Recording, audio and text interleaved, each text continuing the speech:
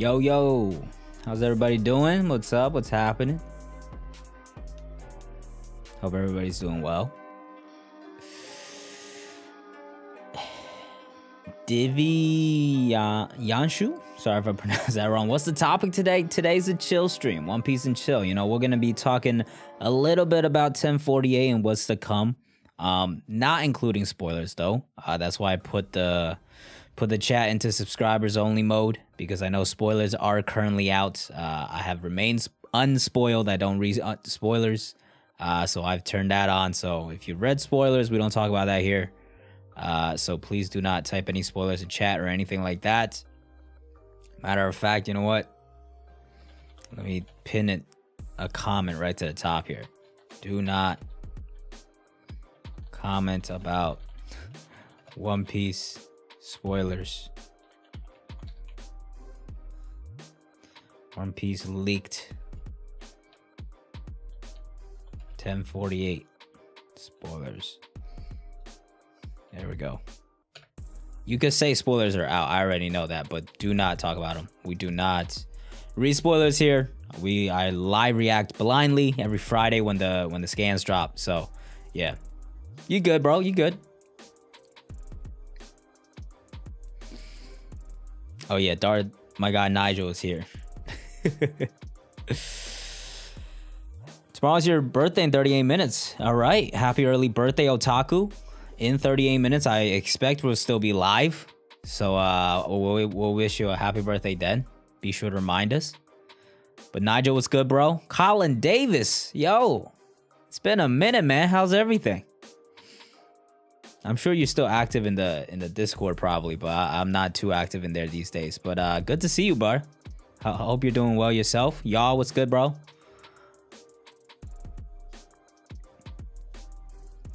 The real life of King D. Abdullah. Love the name. What's good, man? Game 1A. This is gonna be... We're gonna go into basketball discussion eventually for sure. Trust me on that, because I got the receipts. I got the receipts, people, of everybody that picked the Nets to beat the Celtics, and we swept the motherfuckers right out the first round.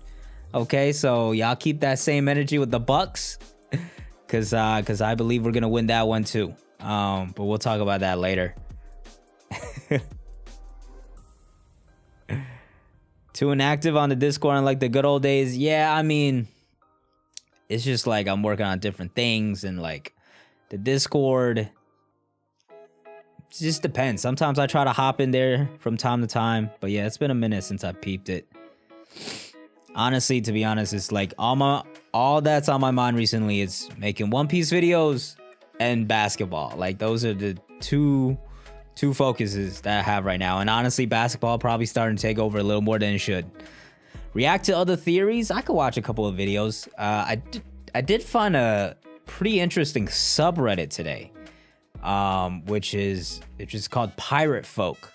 And it's like a subreddit where people can like openly criticize One Piece and stuff like that. So I think that might be interesting to check out, to see what grievances and memes people have made up, and whether or not they're fair or not. Because that's what this channel is all about, you know? Oh, there he is. There he is. There's my boy Safama. You gotta go. I mean, we'll be here for a minute, man. I don't know how long you're gonna take to pray, but I expect to be here for probably an hour or two, at least.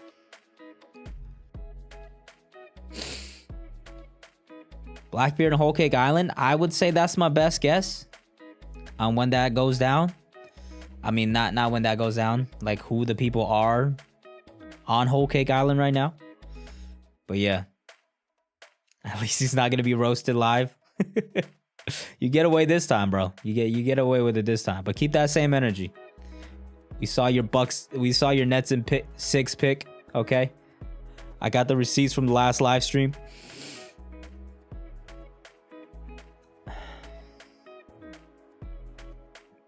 Will Luffy lose one more time to Kaido? At this point, I don't think so, Otar. I really don't think so. If it happens, dope.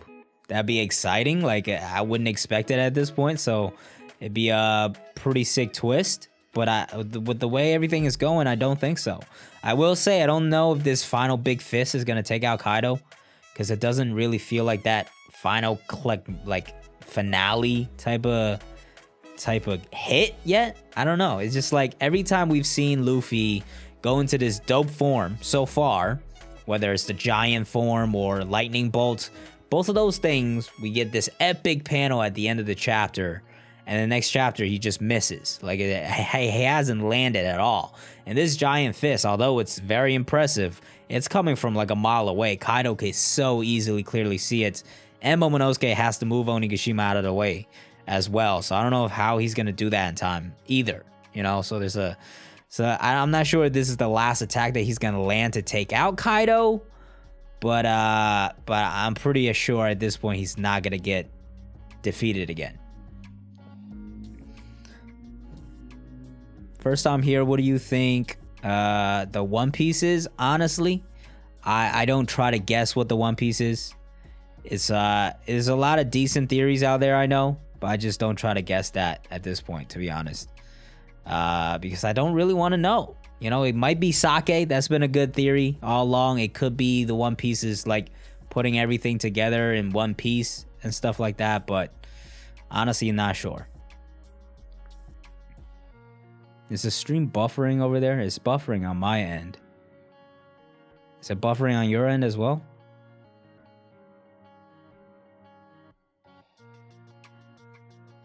Looks like my chat is not updating here. Okay, it might be just my browser. Let me refresh my browser real quick. Because I see the chat going on my live stream, but on my chat over here in my on my YouTube, it's actually not working.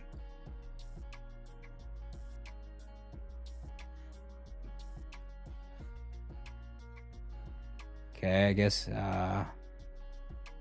Firefox is okay. There we go. YouTube back up. All right, let me get back into my space here.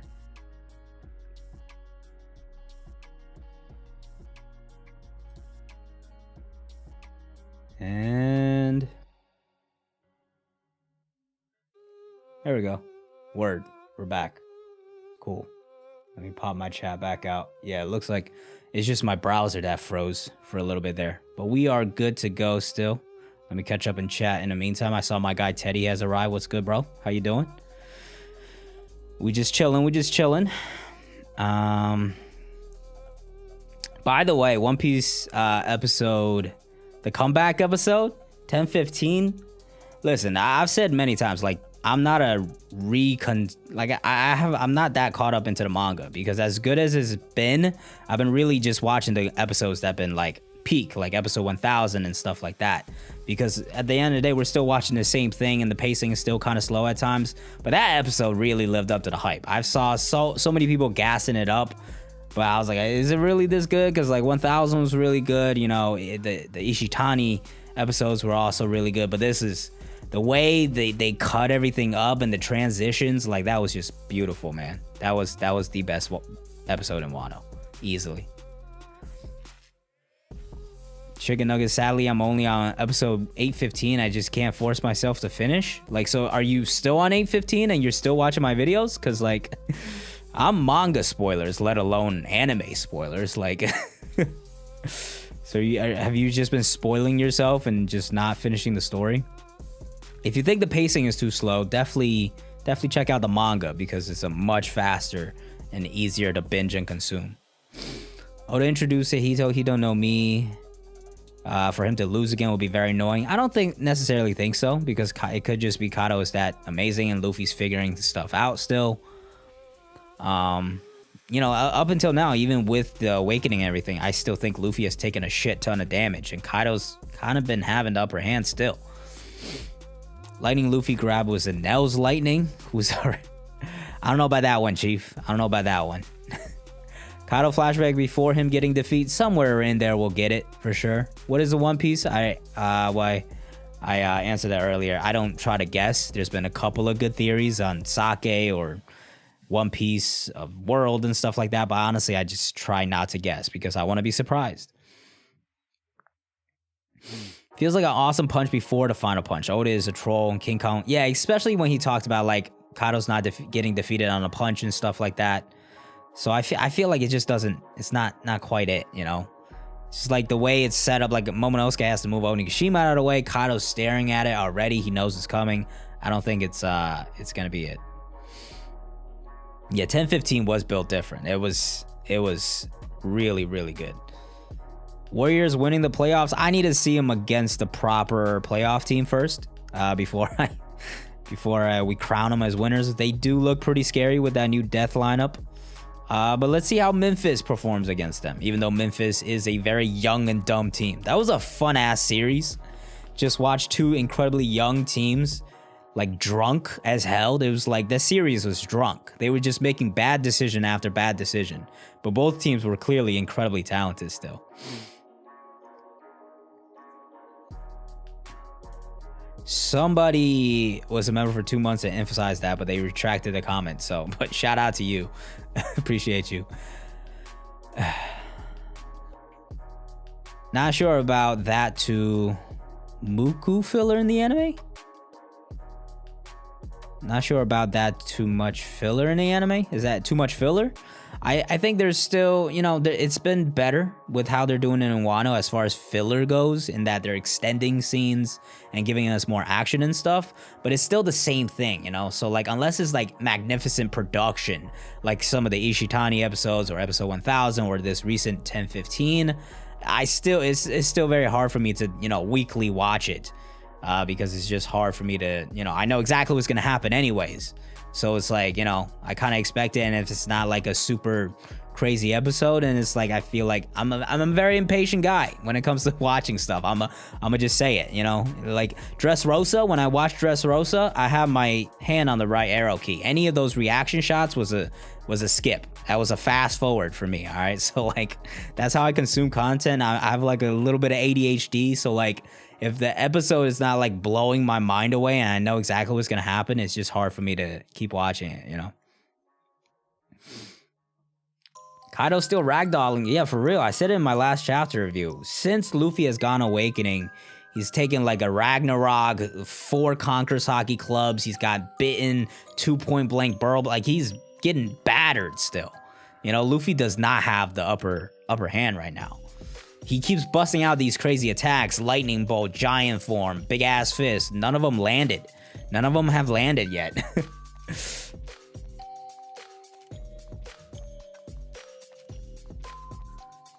Bro, I used to just 3 months to watch the whole One Piece anime. I didn't speak, not even the fillers, because I watched the whole thing, I think in about a month and a half. But I skipped pretty much every single filler besides some of the earlier ones, NGG8. But I also watched like a maniac. Like, that was pure no life summer that I had that summer. Like, I'm not sure if we're all been there before, but I'm sure some of you have been there with me before, where it's the summertime and you are just you're just a bum, man. You got nothing to do, you know. It's summer vacation off from school and you're just bumming it out, and you find this new series and it's just wake up, watch One Piece, eat, watch One Piece, go to sleep at like 4 a.m., wake up at like 11, watch One Piece. It was not healthy physically or mentally probably, and not a great time for my social skills or people skills or growth, personal growth, but you know, it was a fun time. I got through One Piece in like a month and a half. 10-15 was also Ishitani. I didn't even know. I just, you know, whoever the director was, I just thought it was amazing. But I knew Ishitani always delivers bangers. I want 1.25. I do that with podcasts. Just because there is so much content to consume, you know, you just have to pick and choose. 1.5, I feel like it starts speeding up a little too fast. G8 should have been canon. It really should have. It was an amazing filler arc. Luffy Awakening will ruin One Piece. Why? I don't think so. It's pretty fun and epic so far, and it's not broken. Like I said, I think he's losing so far, honestly. Took about 3 months during... Yeah, if I had school and other work, I definitely wouldn't have finished so quickly. But I was no life summer vacation in between school then. So I just ran through that shit. I need to rewatch G8, to be honest. I watched it so long ago, I don't even remember that much of it. Partially because probably I watch everything so quickly. 50 episodes per day? That's... I might have gotten close, you know. It was Water 7 to Innie's Lobby. That was... I've said it. To this day is my favorite arc, right? The back-to-back of those two arcs and, you know, entering into Water 7 and it's so beautiful. It's like my favorite island in the entire series.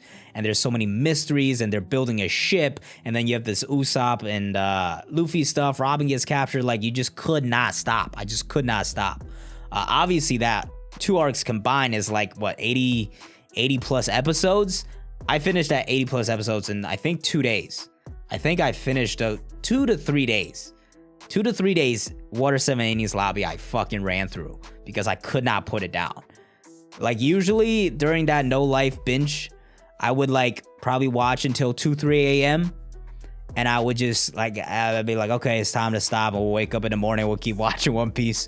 But Water 7, when I hit Water 7 and it hit like 2-3 a.m., I was like, I can't fucking stop now. Like, once you got into Water 7 and it started, like, after that little introductory first few episodes, it was just nonstop. What's next? What's next? Mysteries.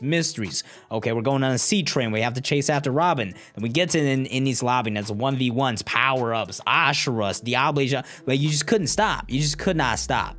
Of course, I eventually had to sleep. I probably fell asleep at like 5-6 in the morning, honestly, where I just like could not stay awake anymore. And I just fell asleep, woke up as fast as possible and just kept watching.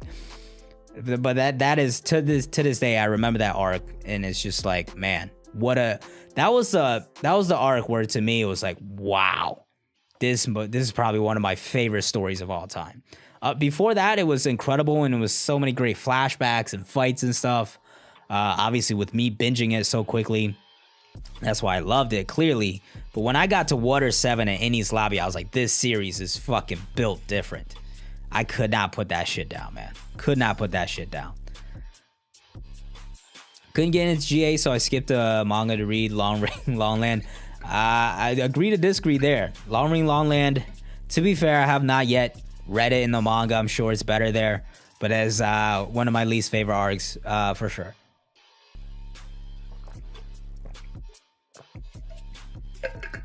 I probably have more of appreciation for it if I was reading weekly. Like even now, after Wano, I honestly would not mind a Long Ring, Long Land type of thing. But as a binge where it's just like all of a sudden, okay, after Innie's Lobby, we get Long Ring, Long Land. Like, Aokiji part was cool though. It did finish very strong.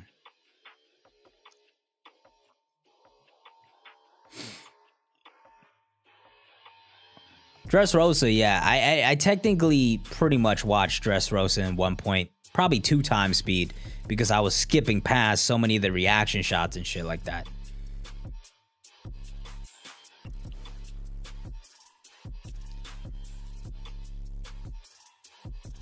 Hey, Mugiwara, we all been there. Don't keep it as a lifestyle, bro.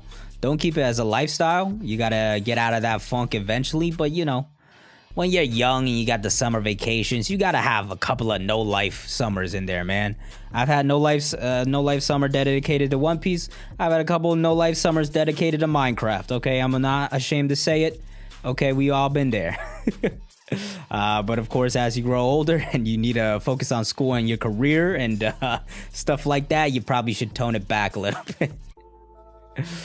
I mean, even to this day, it's more like no life weeks for me, but I still there's some weeks where I'm just like, fuck, man. I just started reading, I mean, this is not recently, I'm saying like in perspective, be like, damn, I just found all the light novels to reincarnate it as a slime, and I just need to fucking run through these. And sometimes it just be like that, man. Or like, man, I found this new series manga I just need to binge through, and it's just gotta, you know, I'm just gonna be like a semi-bum, you know, functional through the day, but once I get home, it's just like eat some food and fucking binge my show, because like, that's, sometimes you just need that to kind of unwind and just like rot your brain a little bit, to kind of decompose all the fucking information that is thrown at us 24/7, you feel me? What's the dumbest theory you've seen in the community? There's a lot, man. I don't want to say like they're dumb, but like people just go pretty crazy with these. There's just a lot of theories where people get excited and it's just like, where's even the evidence or the mindset for it? There's like, honestly, there's so many that it's just like, they kind of just go over my head at this point. When my brain just automatically registers like, okay, there's no concrete evidence to that. That's just kind of a crazy hype theory. And it just flows over, and I don't even bank it in my brain. Like, I don't even save it to my memory. Like, it just goes in one ear and it's just tossed out the other. Like, so I can't even remember these dumb theories. I'm sure you'll see some of them as we go through in the stream. No disrespect to the people that say it. You know, we all been there, come up with some crazy theories and stuff, but yeah. The wiki should get edited back to Luffy's fruit being the Gomu Gomu no Mi, have the real fruit somewhere else, because that's a new One Piece reader. That's a spoiler. True. You know, I guess the best way they could do it, I've seen other like wikis do this as well, where they like have spoiler tags and then you can like kind of just click show and do that. That's probably the way they should do it. To be fair, at the same time, like, you should not be going to the One Piece wiki if you are not yet caught up to the manga, like, or the anime. Because you go on there, you go to Straw Hat Pirates, you're going to see Jinbei is on the crew, and you're going to see all the crew members. So you get spoiled on everything anyways, right? So, like, there's really no need for you to go. You're spoiling yourself. And that's just part of the deal. It kind of sucks, but it's just part of the deal, you know?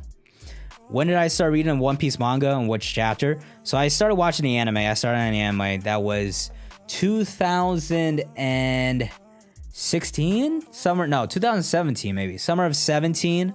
Caught up to the anime, which was in Dressrosa back then. And then it was so good. It was the first One Piece, the first manga that I read, because it was so good that I just had to get more of the story. And I picked up at the end of Dressrosa, caught up into Zou, and then I started reading weekly around the end, towards the end of Zou. How do I read the manga? You could check out Viz. There's a lot of options if you just Google, to be honest. If I could have a devil fruit, would it be Marcos? I've always said it. Marcos fruit is the most badass fruit, and probably the most useful, to be honest. You get to fly, get to heal people. Just, it's broken. What chapter episode 570 is? You could probably do, I think you might be able to look up on the wiki to see where it's adapted. If you do a Google, or like, the best way to maybe do it is like whatever arc you're in, you could just start at the beginning of that arc, even if you have to go backwards a little bit, or finish that arc if you're near the end of the arc, and then go to the manga, because you could definitely find out where an arc begins in the manga on Google or the wiki or something. Ichiga Nozomi, thank you for the super chat, bro. If Buggy honked his nose, Kaido lose in seconds. Facts. I don't see anything wrong with that statement. Emperor Griff, hi, how you doing? When did I reach? I answered that already. Amaru, appreciate you for being a member for 5 months, man. What else do I watch? Currently, Spy X Family. I started watching and now I'm reading, because that's just what happens when something's so good. I usually just track it all the way as deep as I can to the source material.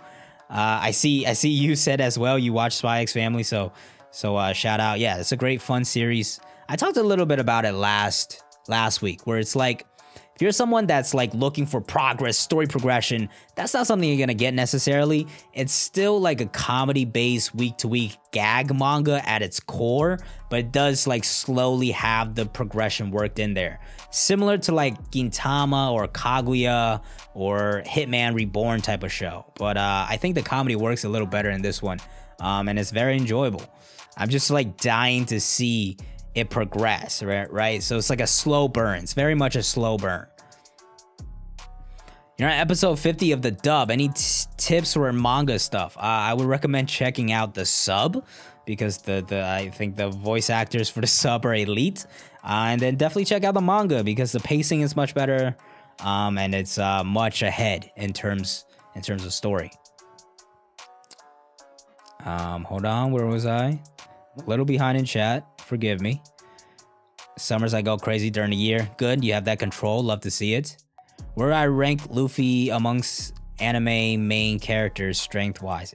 Anime? Are you anime only? Because I did a video ranking the manga. which I put Luffy at 5, which is arguable. I think you could argue he's still like 8, to be honest, and that would be completely fair. But I think he's like 5 to 8 range, and I did a whole video on that if you want to check that out to get my thoughts on that. Crocomom, that is one. God Lotus, I'm right there with you. Don't back that theory, for sure. Colin, later, bro. Good to see you stop by, man. One Piece hot takes on popular opinions. Curtis, what's good, bro? Funnily enough, I mentioned this beginning of the stream. I found a subreddit called Pirate Folk, which is a subreddit where you can like freely criticize One Piece without getting roasted and downvoted, essentially. So I want to check that one out, because you know, the One Piece subreddit, and you know, I would say the One Piece community in general is very pro Oda for good reason. You know, they're just showing love for their series and stuff. But I want to see what other criticisms people have, and it's whether it's fair or not. That should be an interesting thing to check out in a little bit here.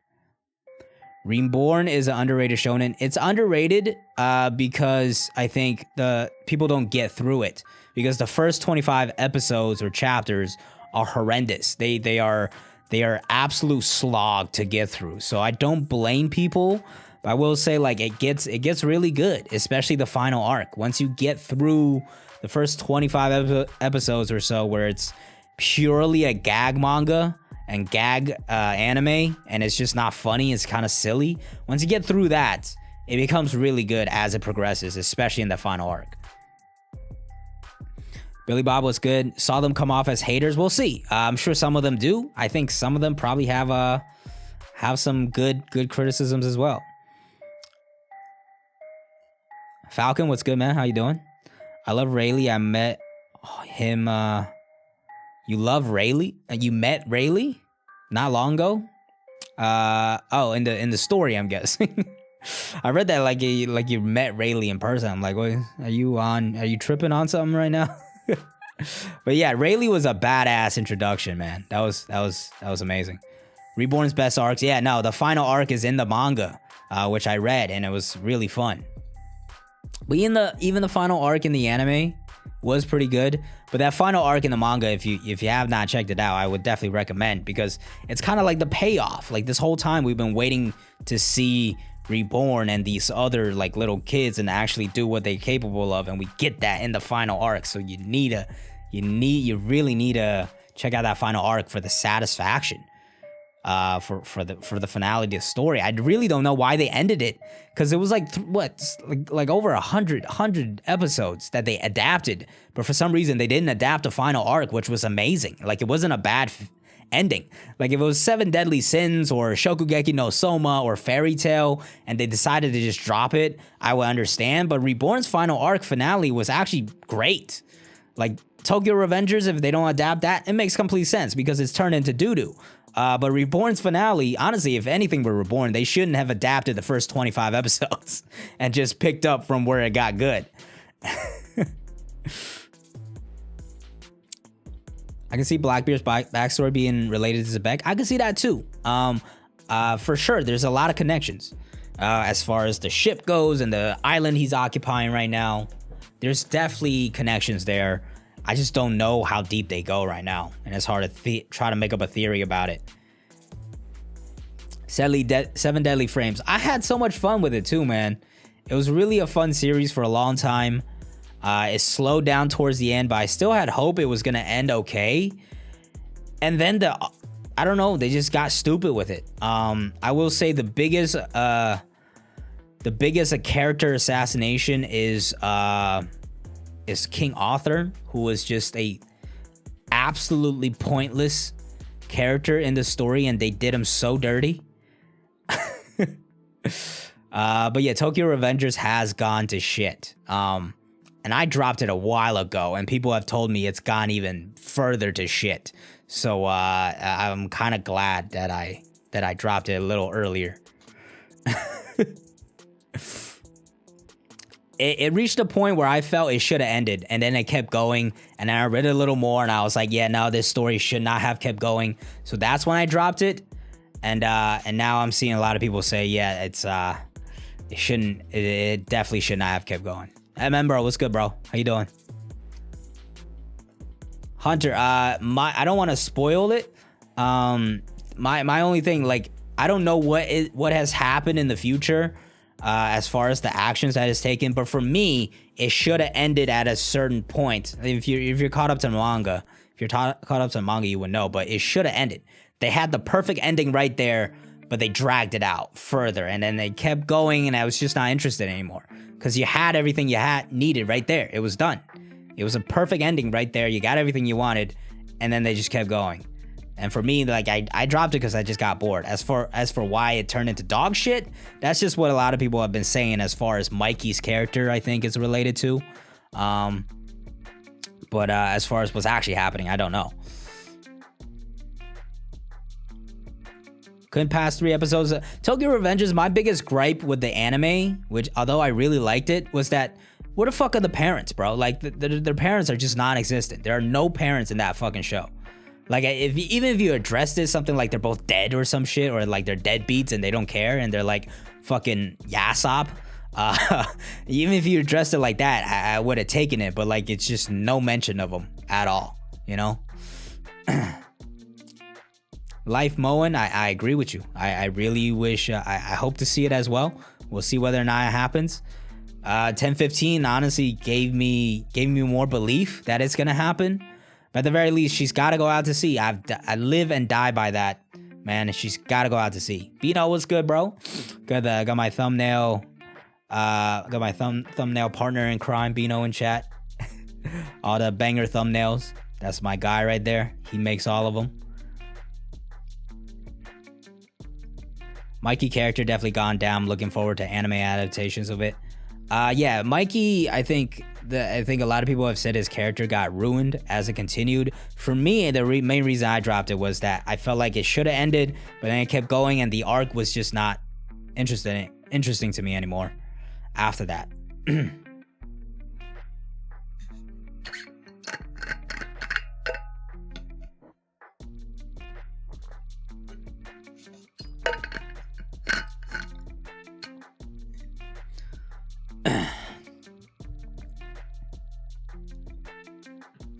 Parents of Japanese main characters are always away for work and never home. Yeah, I mean, you can say it's like, yeah, it's a trope.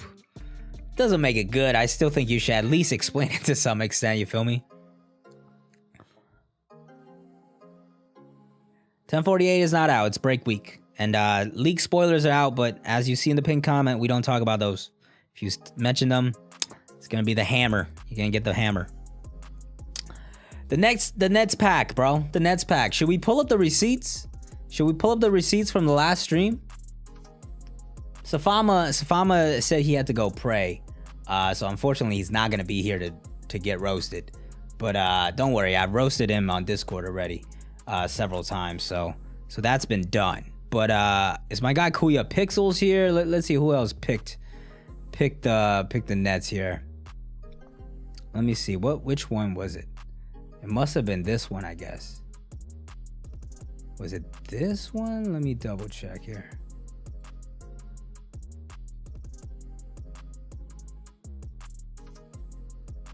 What the hell? Hold on.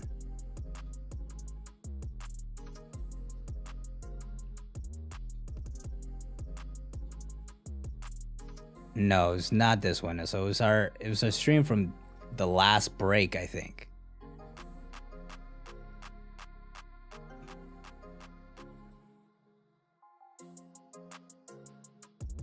Yeah, I think it was here. Hold on, let me see. Okay, some people are talking about it now. Hold on, let me cut the music real quick.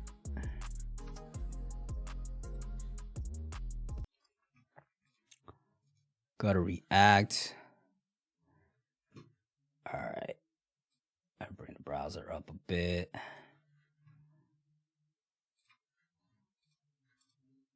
No receipts. We got Kuya, we got Safama, we got God Lolis. I don't know what Dom 2K's curse is, but listen, as long as the Celtics play the same time. Hold on. Here we go.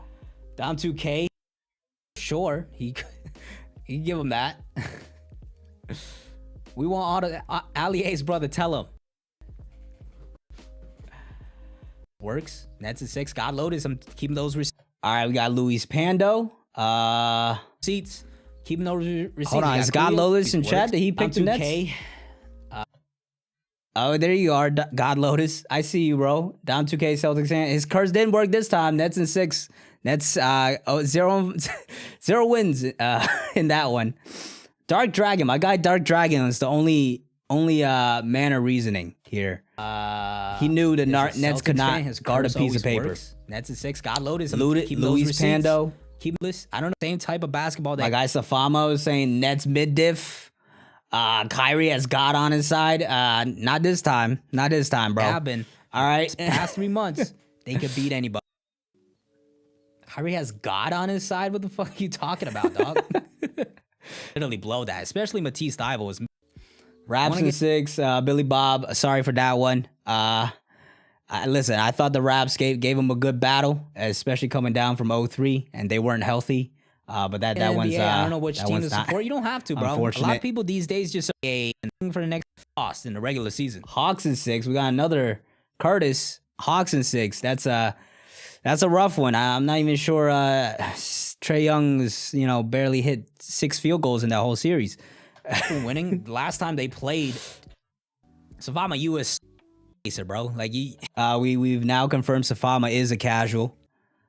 Hold on, my guy Kuya. Early on, I'm pretty sure I picked Brooklyn Kuya, 6. Down 2K. We'll run through the whole East. Nets mid diff, Safama. Team that we got it all, bro. We got it all right, so round 2 is upon us, people. Make your predictions again, because we will have the receipts on this VOD. We will have the receipts. I will personally make my picks again, because I'll keep that same energy. I think the Celtics are going to beat the Bucks. Same thing. Last time I said Celtics in 5-6. We ended up sweeping them.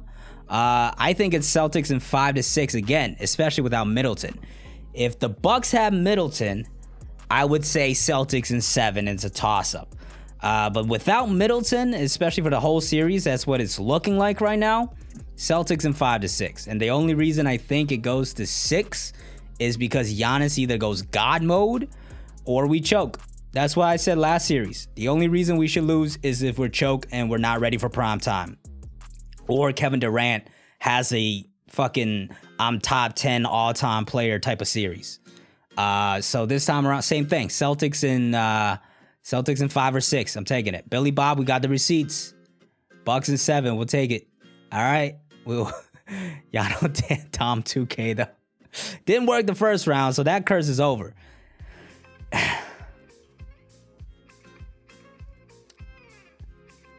Miami in 6. Yeah, I would say Miami's gonna win, especially Joel Embiid is injured. I think Miami's gonna take. Well, I mean, there's a lot of injuries on both sides there because we just still don't know about Lowry and Butler. But even though, either way, healthy or unhealthy, I think Heat's the better team overall there. I'm gonna take Miami in 6 or 7 on that one. I think the Warriors might wipe the floor with the Grizzlies. Honestly, I'll take Warriors in 5 and 6, and then Phoenix Dallas is gonna be a tough one. I still like Phoenix in that one. 5 and 6, probably 5 to 6 in that one. So yeah, those are my overall picks, and then it's gonna be Eastern Conference Finals. I think Celtics, Heat, Warriors, Suns. And then we'll go from there. But right now, we'll stay on this series. We got the receipts for everybody. Make your predictions, because we will be coming back probably within a week or so, and seeing how these age. Giannis better than KD? I don't doubt that, bro. I think Giannis is the best player in the world right now. Celtics still have the better team. I expect Giannis to have 40-point games. I expected KD to have as well. He didn't. I mean, I think he still dropped like 30, 39 in the final game or something. But like, we're just a better team. We have a guy in Tatum that could go toe-to-toe with the opposing star, even if he's not better. But he could go toe-to-toe and be right there. And then the rest of our team is just better. So that's been my theory on it, is we have the better team and we have the top guy to go toe-to-toe with you. As long as we play to our potential, we don't choke. We could beat anybody. Kadeem, we got the receipts, bro. I'm gonna keep them receipts. Warriors sweeping? I don't know if it's gonna be a sweep. The Grizzlies have talent. They're way better than the Nuggets. It's just whether or not they execute. Amaru, take care, buddy. Thank you for stopping by, bro. Bucks gonna win it all right. Jitatsu, hope you stop by the next stream when the series is over and we'll talk. Keep that same energy. Chin, what's good, man? How you doing? Can't stay awake for stream 2:30 a.m. Sleep? Yeah, go to sleep, man. Don't worry.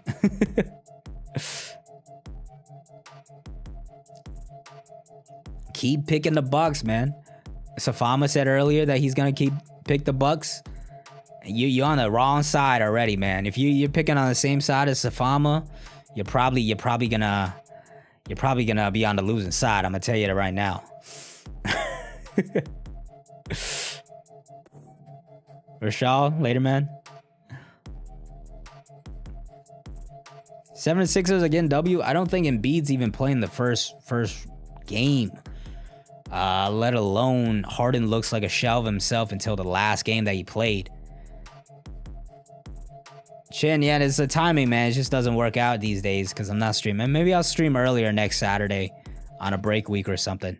We'll see. I'll try to change up the times a little bit so other people can make it too. I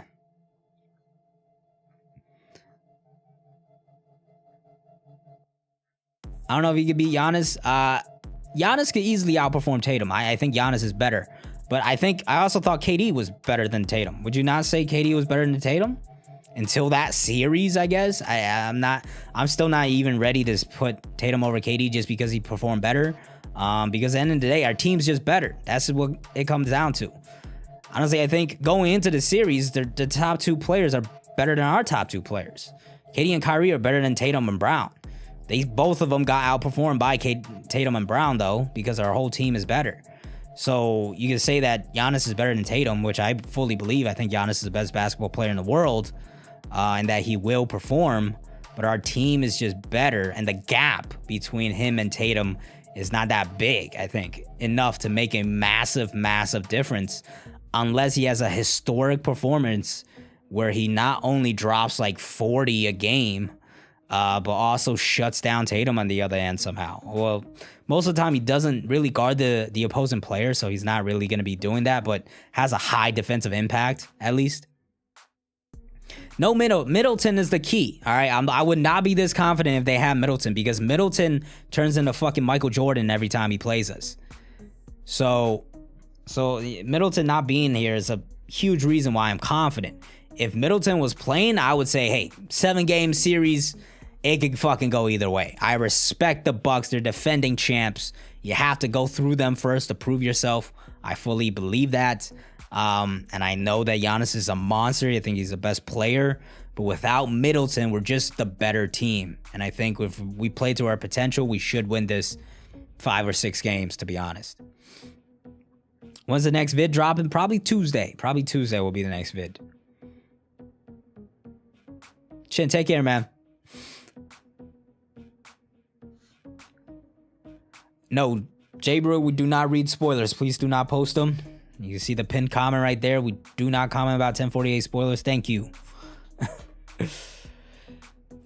If Middleton comes back, so far, according to Shams, who's pretty reliable besides his Ben Simmons report, is that he's going to be expected to be out for the entire series. Giannis showed the world why he's the best. Maybe he could. He could do that. I expected a KD to do that last series, and he got absolutely clamped. We're not going to absolutely clamp Giannis. But as long as he does not have, like, I'm talking like a fucking godly all-timer performance. That's the two ways I see us winning. Giannis has a godly all-time performance where he is like heads and shoulders above Tatum. And he just fucking dominates us. Or we don't play to our potential and we kind of choke. Or a mix of those two, right? But I think those two are the biggest factors. Overall, I still think we're the better team, but we are a young team. They're defending champions. They've gone through it. They have the experience. Giannis has the experience of being the best player, the finals MVP. I think Tatum skill-wise is close. He's not better, but he's close enough for the rest of the team to make up the difference. But if we don't perform up to our level across the board, or Giannis just elevates even more, that could be the difference that swings the series. But I'm just taking everything at face value, and especially after what I saw in the first round, where we didn't even perfectly perform to our potential and we still won. You know, we had no Rob Williams for 2 games, and even when he came back, he was kind of like very rusty and honestly wasn't very good. I don't think a lot of our role players didn't play as well. I think Jaylen Brown could honestly play even better, even though he was incredible in the fourth quarters. Tatum was sensational. Marcus Smart was great. Grant Williams played his best basketball, so did Al Horford. But I think guys like Derek White could play better. Jaylen Brown has another level to go. I think Brooklyn's role players, I think a lot of people, just because we swept the Nets, are kind of like discrediting Brooklyn a little too much. Obviously, KD could have done better, but we, mauled him the whole time. The person I think really, truly underperformed was Kyrie Irving, because we were not giving him that much attention. He had every chance to go off like he did in game 1, to be honest. Marcus Smart did get switched on him from game 2 on and just locked onto him. But he should not have gotten clamped for the next 3 games for 15 points per game like he did. But that just proves my point. That's the Kyrie I've always known since he left LeBron, which is that, he's not that guy. He's not that guy. He could go off. He's very skilled, very talented, great shooter, great handles. As a leader, as a guy you can rely on, he's not that guy. He's not that guy, man. If you think KD has a Robin mentality, I don't know what you think kind of mentality Kyrie has. Because if you saw him during that game 4, at least KD went out swinging, man. He didn't even shoot well, but he went out swinging and dropped over 30 points. Kyrie looked like he did not want to be there until like the last 2 minutes when he realized, oh, this is still kind of close. I might as well kind of give it a try here. Mugiwara talent, man. Jaylen Brown didn't shoot the 3-ball well. Part of the reason Jaylen Brown's sneaky suspicion is that he also fasted for Ramadan, so I'm not sure if that's going to come into a play or not. I know it's ending soon, I believe, on Monday. Ramadan will be officially over, right? So in game 2 and beyond, Jaylen, will be properly eating and everything. We'll see if that makes a difference, but I definitely think he has another level to go. Even though he was incredible in the fourth quarters and really saved us a lot. But yeah, we could play better, and but just the composure that we showed there. Batman skills with the Batman mentality, the Robin skills. He does not have a Batman mentality though. He really doesn't. He does for sometimes. Like we see in game 1. But honestly, you don't want him to have the Batman mentality, because he will really just get into it and just not think. And he just, to an extent, like you said, he's not as skilled as KD, so he shouldn't be that number 1 guy. But also he's like inconsistent as hell. That's always been a thing about Kyrie Irving, man. Not only does he get injured, but even in the playoffs, he shows up for big moments. He hit one of the biggest shots. We're not discrediting him. He's a champion, okay? But he disappears like when things are not going his way. A lot of times he's known to disappear. The only time he hasn't disappeared is when he had LeBron James as his lead guy.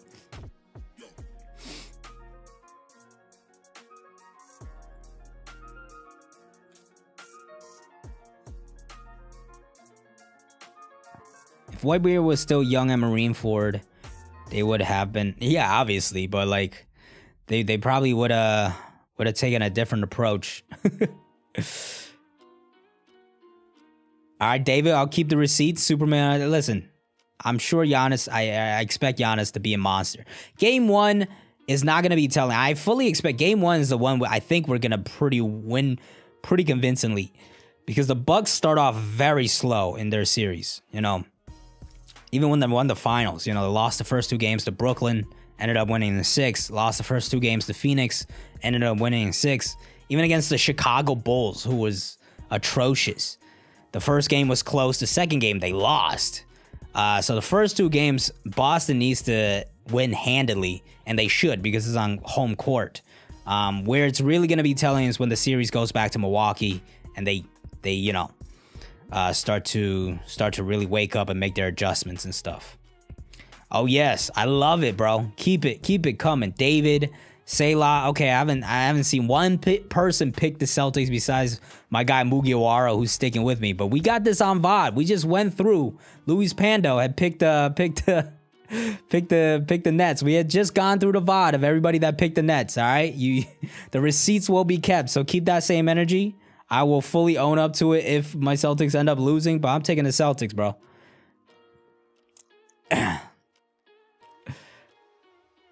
He left LeBron because he thought he was Batman. Yeah, and then he very quickly realized he was not Batman.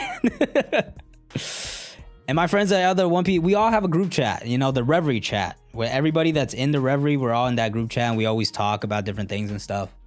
There's people I'm closer with, like JD. I talk to him a lot. Me and Sin talked a lot early on. But yeah, we all kind of just support each other. You know, popping in streams and stuff.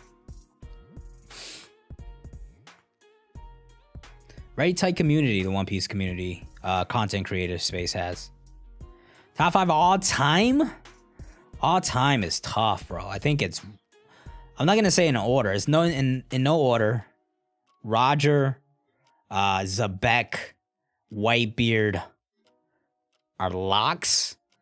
I think my guy Garb's got to be in there. Who's the 5th that makes it in there, though? Who's the 5th that makes it in there right now?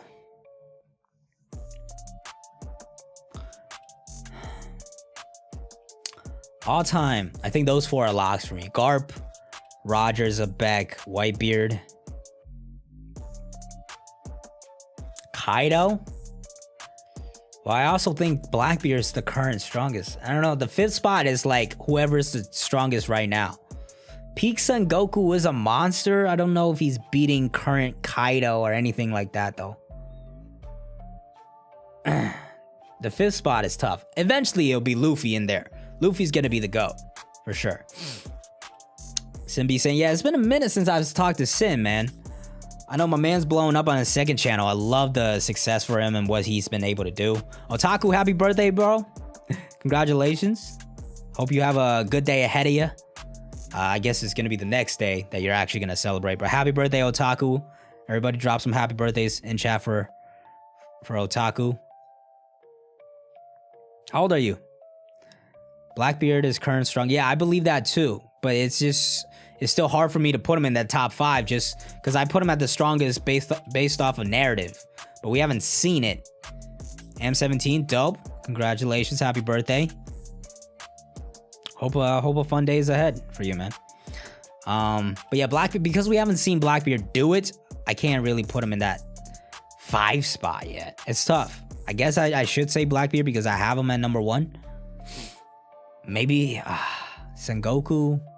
Sengoku is probably the only other close one. Prime Big Mom. But the Prime Big Mom's not ahead of Prime Kaido. Prime Kaido is Kaido right now, I think. But I think Blackbeard and Luffy will both surpass him. So, not sure, man. Maybe it's Blackbeard right now. Blackbeard can't beat Kaido. You think when Luffy fights Blackbeard later in the story, do you think it's going to be a easier fight than he is having with Kaido right now? I don't think so. Personally. Somebody said top 5 One Piece YouTubers. I don't watch too much One Piece YouTubers these days anymore because I do it for a living and it's just like a lot of One Piece all the time. But as far as who I watch the most, Tekken was always somebody I watched a lot, but I just don't have the time these days because it's just so long, you know? It's like, it's such long videos that I just don't have the time for anymore. But Tekken will always be my number 1 OG in my heart because he was the person that I watched for years on end. But Morge, I love the analytical stuff that he doesn't hold back and breaks things down. My guy Randy Choi, definitely in there for me because he really knows the series super well and it's just so, you know, his theories go and how he breaks the series down. He's definitely in there for me. So those might be my top 3. Brago's like kind of the type of channel I kind of strive to be, where it's just very conversational and he just enjoys the series and kind of talks about it. So Brago's definitely in there for me. The last one might be Cole, just because he's fucking hilarious, bro. Cole is, I think, the funniest One Piece YouTuber, easily.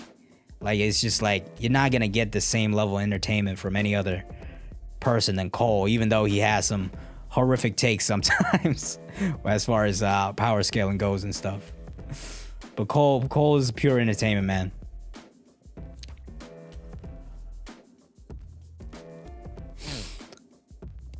$10.48 is not out, people. We're just One Piece, talking One Piece and chilling, and some basketball and stuff.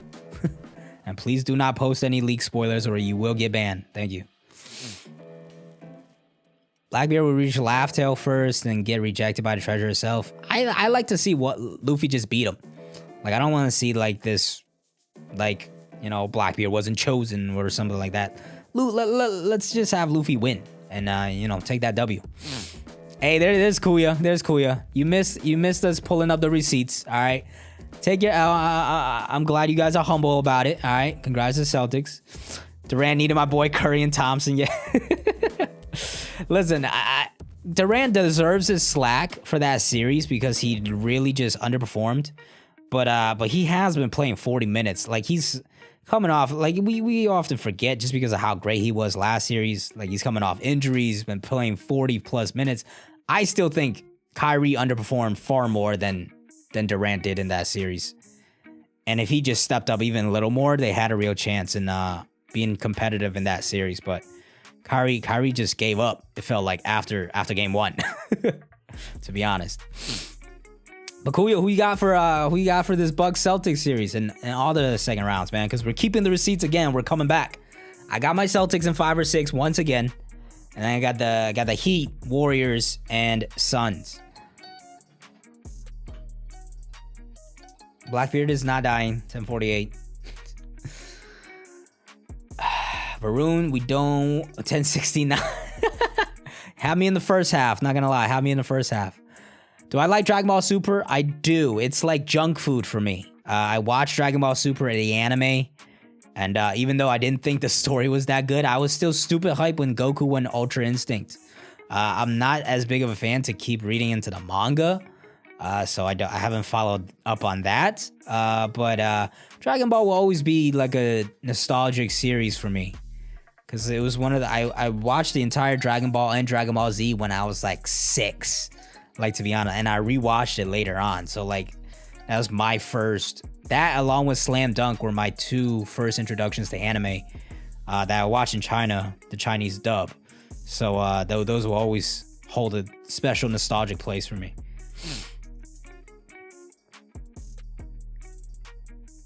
How many teams are in the NBA? I believe there are 32. Right? I think so. 32 or 30. 30. Might be 30, yeah. 8 teams make the playoffs, and then 6 don't. On both conferences, yeah. 30. I speak Mandarin. Yeah, I grew up in China, lived there for 8 years, came to the US, and now I am 25. So I've spent more than 2/3 of my life here now in the US. Crazy stuff.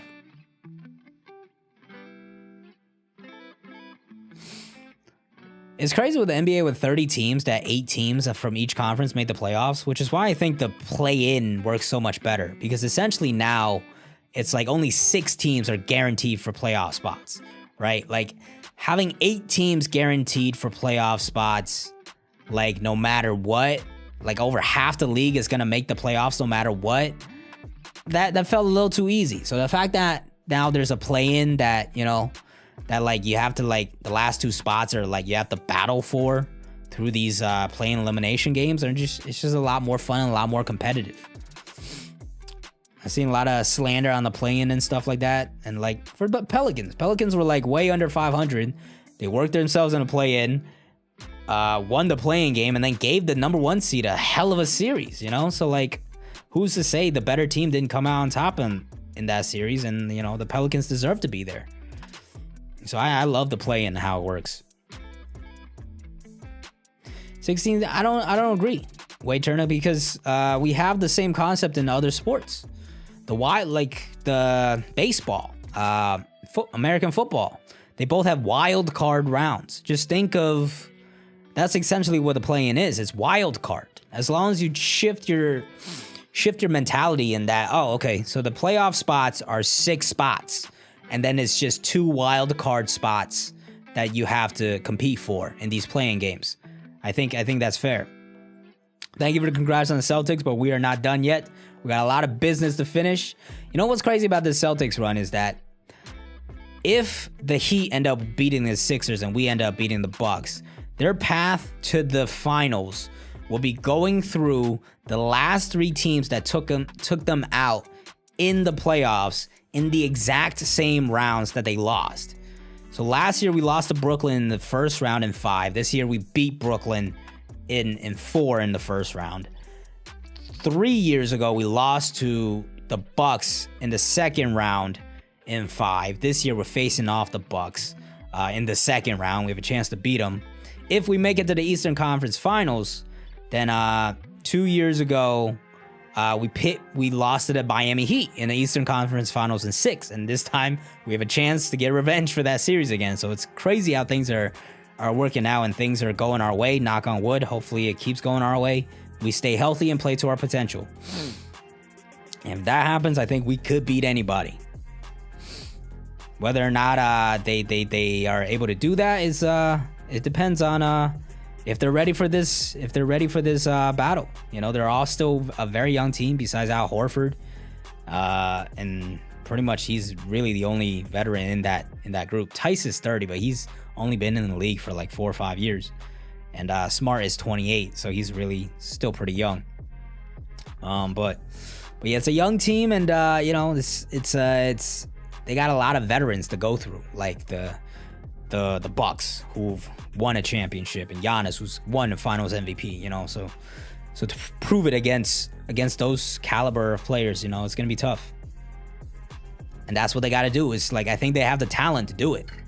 They just got to prove that they have the composure and the skill to finish the job.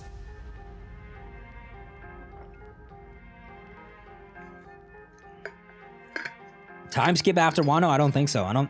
Luffy's already like top 5 strongest in the world. What do we need a time skip for? You know what I'm saying? I like the Nets are hoping for Bum Simmons. No, that was a joke, man.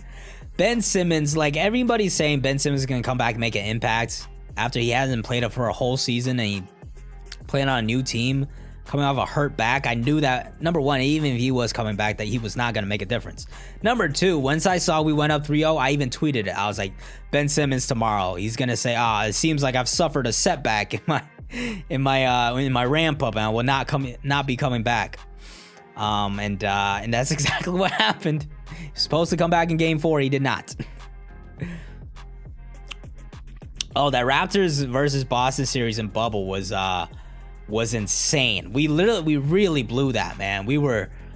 That OG shot saved you from a down 3-0 hole, and instead it turned it into a 7-game series. I really think if he missed that shot or we just defended that better, it would have been probably 5 game, at least not going to 7, right? But like that really shook them, right? And the Celtics then was a young team. That was a young Tatum was like 23, right? Brown was 24. So like now they've aged up more, and you know, hopefully they're still young, 24 and 25. But I'm just hoping they're ready for this with the amount of playoff run that they've really gotten in their careers already. You know, Jalen's already been to 3 Eastern Conference Finals. Tatum's already been to 2.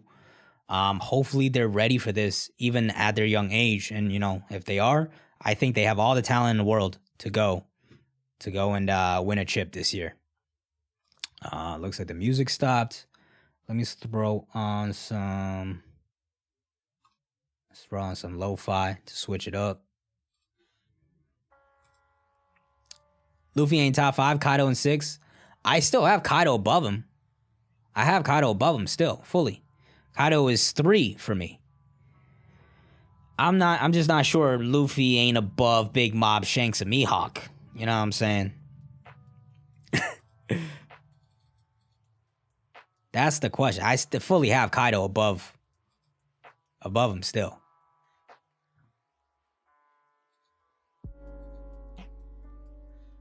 Am I frozen? What's going on here?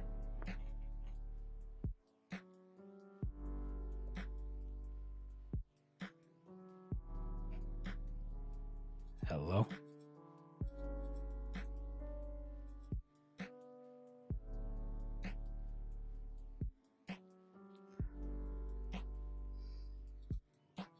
Let's see if that does anything. Nope, that did not do anything. Cam link frozen. Okay, that's not cool. Let's try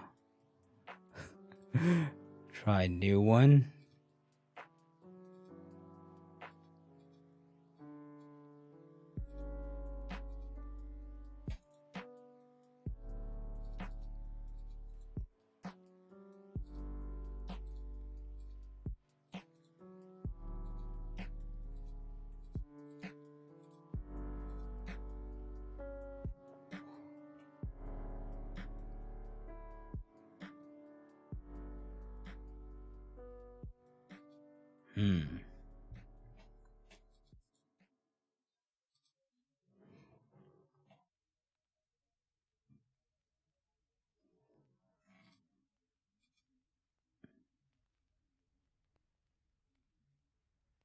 Let me see what the hell's going on here.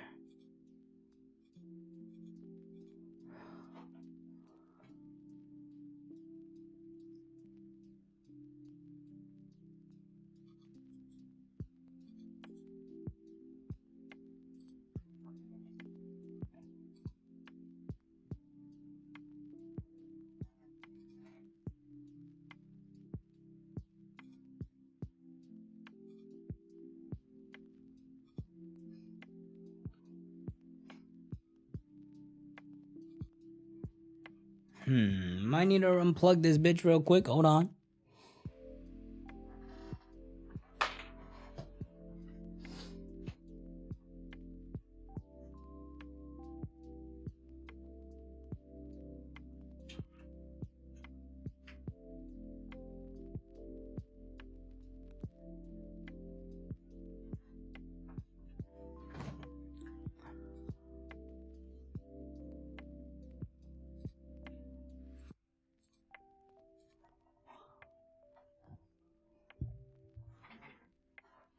Okay, here we go. Word. I guess the cam link just acted up. But now we good.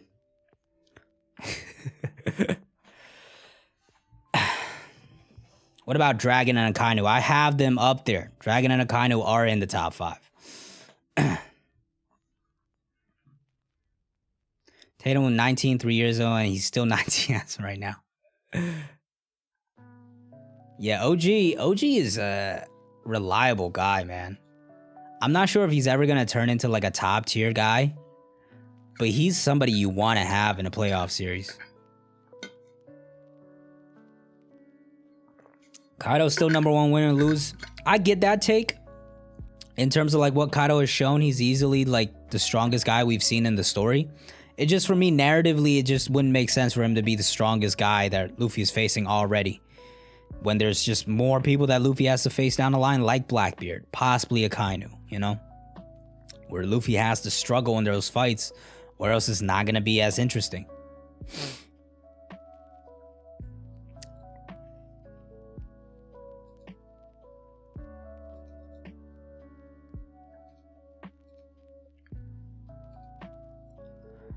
What if Rocks reached Laugh Tale before Roger? I don't think so. Like, the fact that we know Roger's the only one to make it there, like, that's a fact, you know? For all of a sudden, like, Rocks made it there, it'd be kind of surprising, to be honest. Chapter drops next week.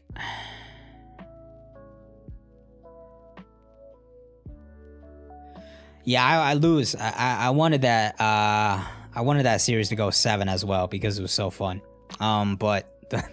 The Timberwolves, man, just dumb plays after dumb plays after dumb plays. They really need Anthony Edwards to be their main guy, and he's just too young right now. And then D'Lo disappeared the entire series, and Cat was like a Just like you could not depend on him. He was a coin flip every game. It was either he's gonna shoot 5 shots and get 6 fouls, or he's gonna shoot some great threes, or you know, the last game shoot 19 times and get 18 points. You know, like hockey fights compared to Devil Fruit fights. It depends. You can mix. I think you can have the best of both worlds in there. Every team won. Yeah, OG's on a hell of a contract too. I think like 16, 17 mil. That's a steal for him.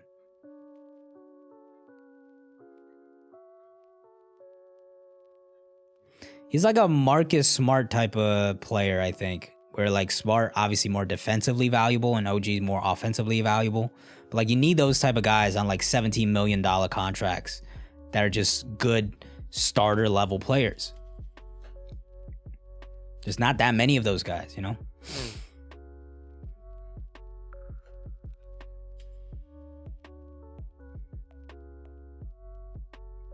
Do I think the raid can still fail? I think it can still fail. I don't think it will, though. If it does, it would be sick. I think it'll be crazy. But do not expect it to happen. Akanu is annoying because his Devil Fruit. I think his hockey's going to be pretty beastly as well, to be honest. Dragon's Power, I think hockey and Devil Fruits. I don't know what exactly it's going to be, to be honest. We just don't have enough info. Maybe weather related. Yeah, if it does fail, shout out to Morge, man. I get the sentiment that he has, though. Like, it just doesn't feel like the final battle right now. At least not this blow. But at the same time, like, we've been going on this battle for so long, and everything is going to, like, progressing towards, like, the finale. Everything else is sorted. So I just don't know, like, what else could be done. You know, if it fails again, the arc is taking a complete turn, you know? And Morge's idea has always been it's going to fully fail. Everybody is losing and getting fucked up. Dejiro coming back to kill Orochi. I think that's the last thing. Like, Dejiro does that, or maybe fucking Ashra Doji comes back and does that. But yeah. Oh, Tim Lit, this must be your first stream, but we talk basketball all day out here, man. I would say these streams are probably 60% basketball, 60% One Piece, 35% basketball, and like 5% food, travel, random shit. If it's staying up, it's getting unlisted. It's you can always check out previous VODs in the past live streams playlist. So the VODs are always up. It's not gonna stay public though. Not gonna lie, didn't expect Boston to be this good. Listen, if you haven't been watching the Celtics, that's why I was so confident going into the series. Boston, for the last 50 games, on average, we have a point differential of 12, which means that in the last 50 games, on average, when we play somebody, we beat them by 12 on average, right? And during those 50 games, we had the #1 defense by a mile and the #2 offense. Tatum has taken a step into all NBA first team, top 5 MVP candidate level. Jaylen Brown, as he closed the year, was averaging like 25 a game for like, he scored like 25 a game for like 12 straight games. And the whole team was just clicking on all cylinders. So like, I knew as long as we played to our potential, we could beat anybody. I definitely was not scared of Brooklyn in the first round with that team. The Bucks, I was much more scared of, especially with Middleton. But now that there's no Middleton, I don't think it's gonna be as tough as it seems. Especially because of my one worry was like, is this team too young, and are they not gonna be ready for prime time, right? Because Tatum's still 24, Brown's 25, and you know maybe they're just not ready for it. And guys like KD, Kyrie, and Giannis in this case, they're championship winners. They've been through it. They're veterans. They know what it takes. But we just ran KD and Kyrie out the gym and swept them. I don't expect that to happen against the Bucks, but that's proven to me that they're ready for this. You know, the team across the board is ready for this. So I'm going to keep trusting them. I think Celtics in 5 and 6 for this next one. Will Giannis go crazy? I fully expect Giannis to go crazy. I think he's best basketball player in the world. But I also thought KD was #2 in the last, like, before we went into the last series. Is he that now? I'm not sure. But he's still top 5. He's still top 5. So like the fact that we shut his ass down so convincingly, and Tatum played better than him, You know, I think we're ready. And I think part of the reason why this team is ready is because of all those playoff shortcomings that they had through how young they were. You know, 3 Eastern Conference Finals for Jalen, 2 for Tatum. They've been through it. They've been through it. Marcus Smart's been in the playoffs every single year of his career. So like they're just ready. They're battle tested. I think they're ready. Until proven otherwise, I'm gonna keep believing. I got Celtics in 5 or 6. I think we take the first 2 games. The first game probably convincingly. The second game probably pretty well because we do have home court, but also the Bucks always come out slow. They always come out slow. It looked like the Bulls had a chance to beat them in the first 2 games.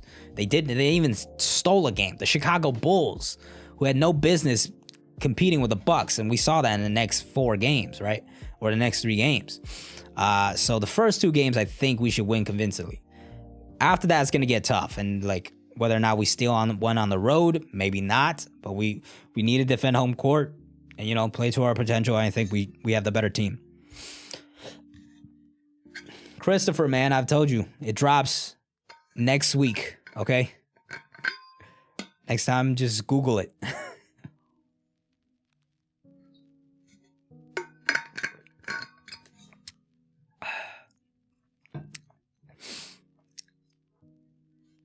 Bucks in 7. Listen, would I be surprised? This one, even in the Nets series, I was like, there's a chance that the Nets win. But I was more confident about that one winning pretty convincingly as opposed to this one. This one, I think the Bucks could fully win. They have the best player in the series, the best basketball player in the world. But I think it's still, without Middleton, if they have Middleton, I would say it's a toss-up. Am I frozen again? What is going on with this cam link, bro?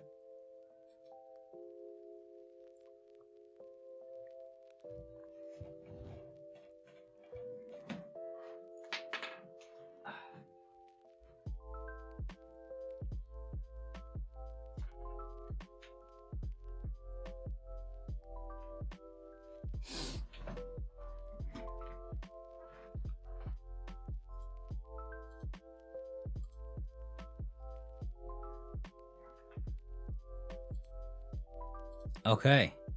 Yeah, my cam link is acting up today.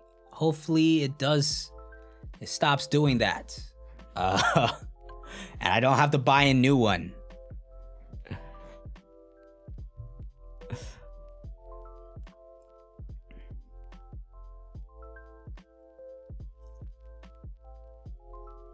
Basketball GOAT? No. Giannis as the GOAT? No. Best basketball player in the world right now. Luffy, Kato, and Luffy tying is the only answer. I'll be satisfied. He needs to do something in true top tier. Even if Luffy wins, you're going to make the argument that Kaido is still stronger. But the thing is, like, Luffy, by the time he fights his next opponent, is always getting stronger and improving. You know? And that's the way it's been for his last 2 opponents. Big Mom Pirates arrive on Onigashima, then beat the Blackbeard Pirates as attacking Whole Cake Island. They have to go back. That's not a bad theory. I kind of like that. If raid fails, Big Mom Pirates might play a role. True. You know, if the raid fails, everything's on the table. The Marines could come in. There's so many different possibilities. Teams tank to avoid the Nets. Shout out to them. Now, we want the smoke, man. We want the smoke. I know the Bucks fans are going to say we didn't duck anybody. It was our 3rd games in 5 days. But, like, if you wanted home court against Boston in the 2nd round, and you didn't want to duck the Nets, like, you could have just came out and beat the Cavs for sure. What I think is coming out the West is between Golden State and Phoenix. I need one more round to see. I need to see whether or not Devin Booker is healthy and how Golden State holds up against an actual competitive team. Because before it was Phoenix. Before, for me, it was definitely Phoenix. But now with the injuries and Golden State trending up, it's going to be head-to-head for those two, for sure. DKK boys, rise on the... I did see a post on the One Piece subreddit. I don't know, like, Zoro's near dead. I don't know how you could believe... Like, I could give him, like, some belief in the beginning where it's like, okay, why not? Maybe. Luffy doesn't kill, sure. Zoro needs a big moment. But Zoro's literally on the verge of death at this point, dude. Like, how? How is he gonna kill Kaido here? Prime Giannis better than Tim Duncan. Now, we're gonna need to see the rest of the career before we get to that. Because you can't...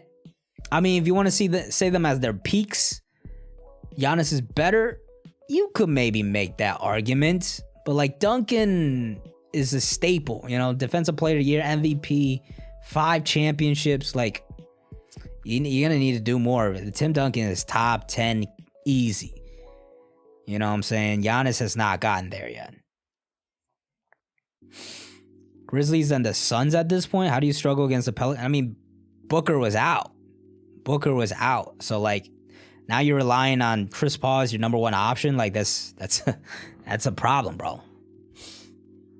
And also, the Suns' 3-point shooting is worrying me because they clanked the fuck out of that series.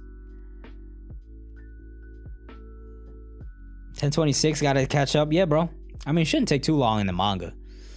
20-something chapters, you can catch up in, like, real quick. Should we check out Pirate Folk? For those of you that were not here earlier, this is a subreddit where people are, I guess, openly can criticize the One Piece series. So it's might get a little toxic, might get a little negative. But I want to see if these are just silly or whether or not they actually have some good criticisms. Should we check it out? Yay, nay? One Piece Reddit has Oda worshipper while Pirate Folk has Oda haters. Yeah, it's kind of like two extremes. The One Piece subreddit, I think a lot of good stuff comes out of it. Ramadan's over already? I thought it was tomorrow, unless it depends on the country. I thought it was May 1st? Am I tripping? But hey, yay, congrats. I think the 2 worst takes right now were Raid failing and Yamato not joining. Yamato not joining, like, is possible.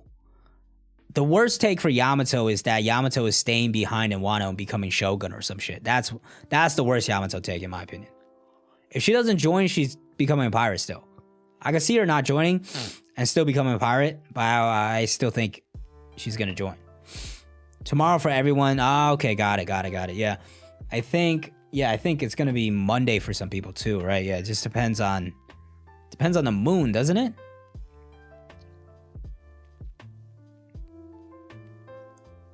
Smoker for Straw Hat? That's not one. That's one of the more theories that I just don't quite back.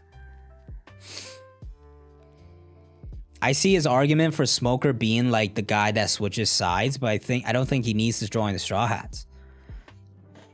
I think he could just switch sides, you know? That's just taking it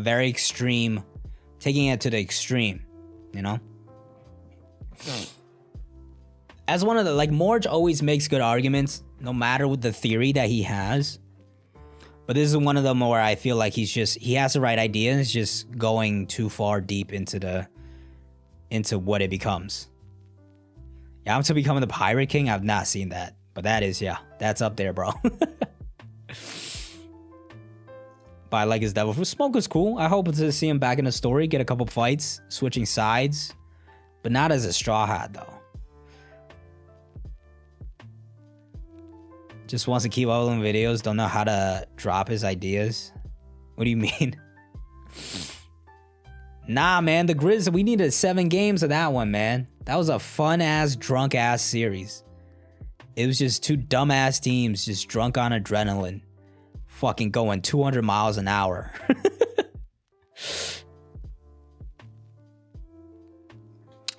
All right, hold on. We're gonna check out this Pirate Folk subreddit for a little bit, and then we'll chill out again. But yeah, this is memes, shitposts, fan art discussion, including about the newest chapter. But yeah, it's a Pirate Folk. It's an inspiration off like Titan Folk, a subreddit where you can like criticize Attack on Titan. There's Free Folk as well for Game of Thrones. But yeah, we'll see. We'll see. Let me sort by top. I don't know how long. How long did let's do this year, I guess.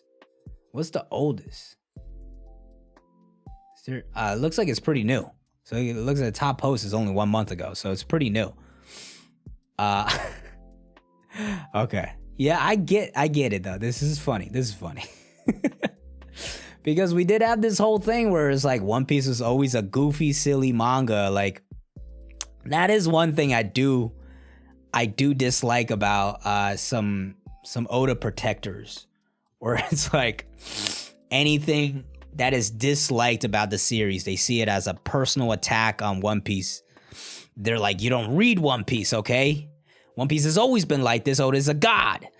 The Looney Tunes stuff I've mostly found funny. I did think sometimes like it was like at some point it was like, yo, are we gonna get like serious here? When does this get, serious again? I know some people just straight up didn't like it.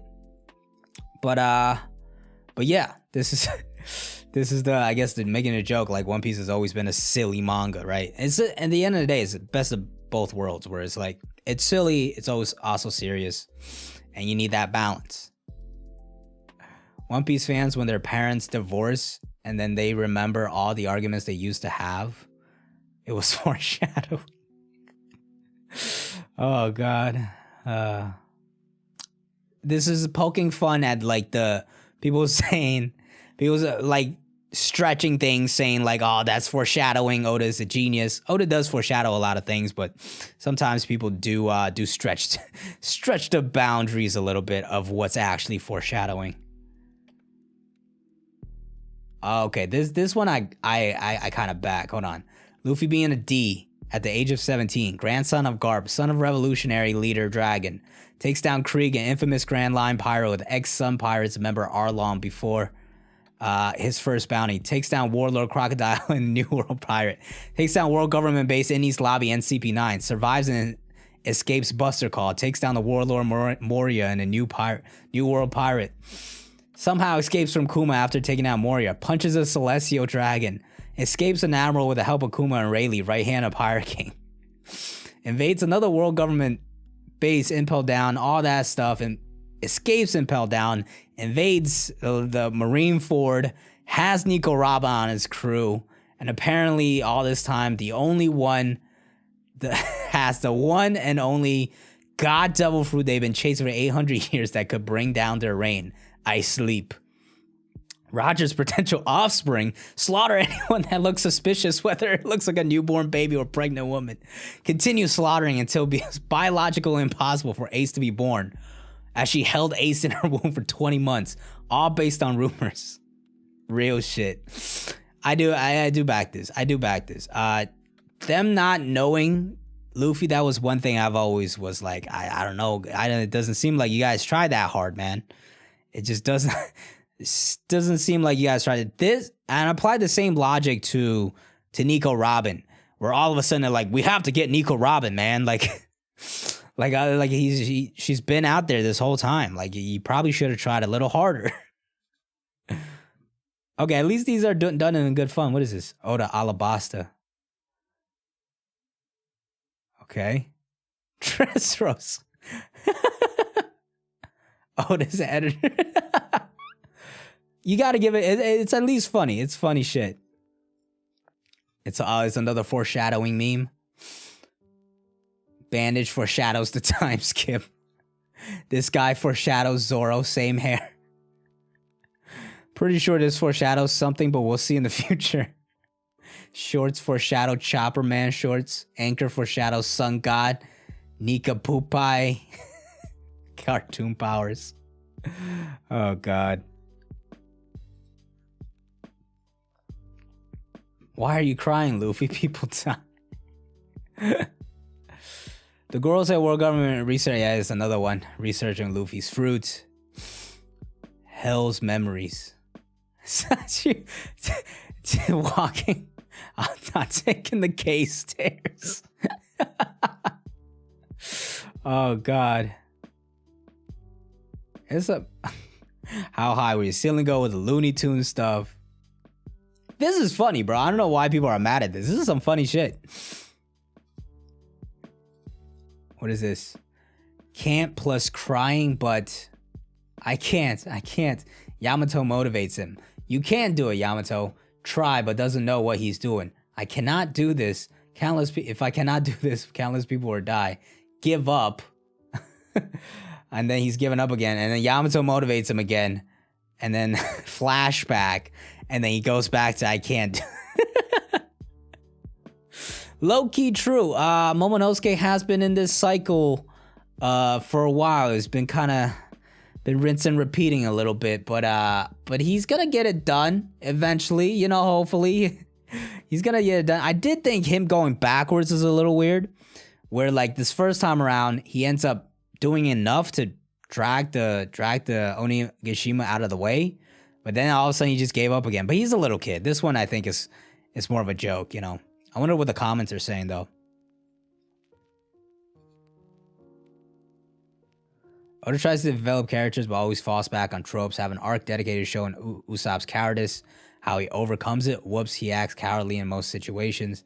Have an arc where Luffy learns that being reckless is unserious level. Okay, there's some good points where they learn and then they just go back to it. But I also feel like that's very human, where like you're not gonna be perfect, right? Usopp is gonna still be scared in moments. But when push comes to shove, he's gonna show up. Luffy was reckless, he learns from that. But of course he's still gonna do Gomu Gomu no UFO. But then I think when push comes to shove, he still, you know, he's ready for it at the end of the day. Sometimes characters going backwards is a bit annoying, but I think that's a little exaggerated.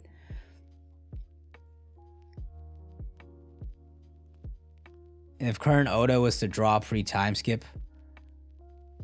Okay, so this was the legendary Zoro panel, of course, of defeating Mr. One. Okay, so we have a bunch of I will say pre-time skip art is a lot better in like the spacing of the fights and everything is just so much cleaner. It's obviously not this bad these days, but it is very jumbled in with everything. But yeah, funny me. Year 5 peak fiction.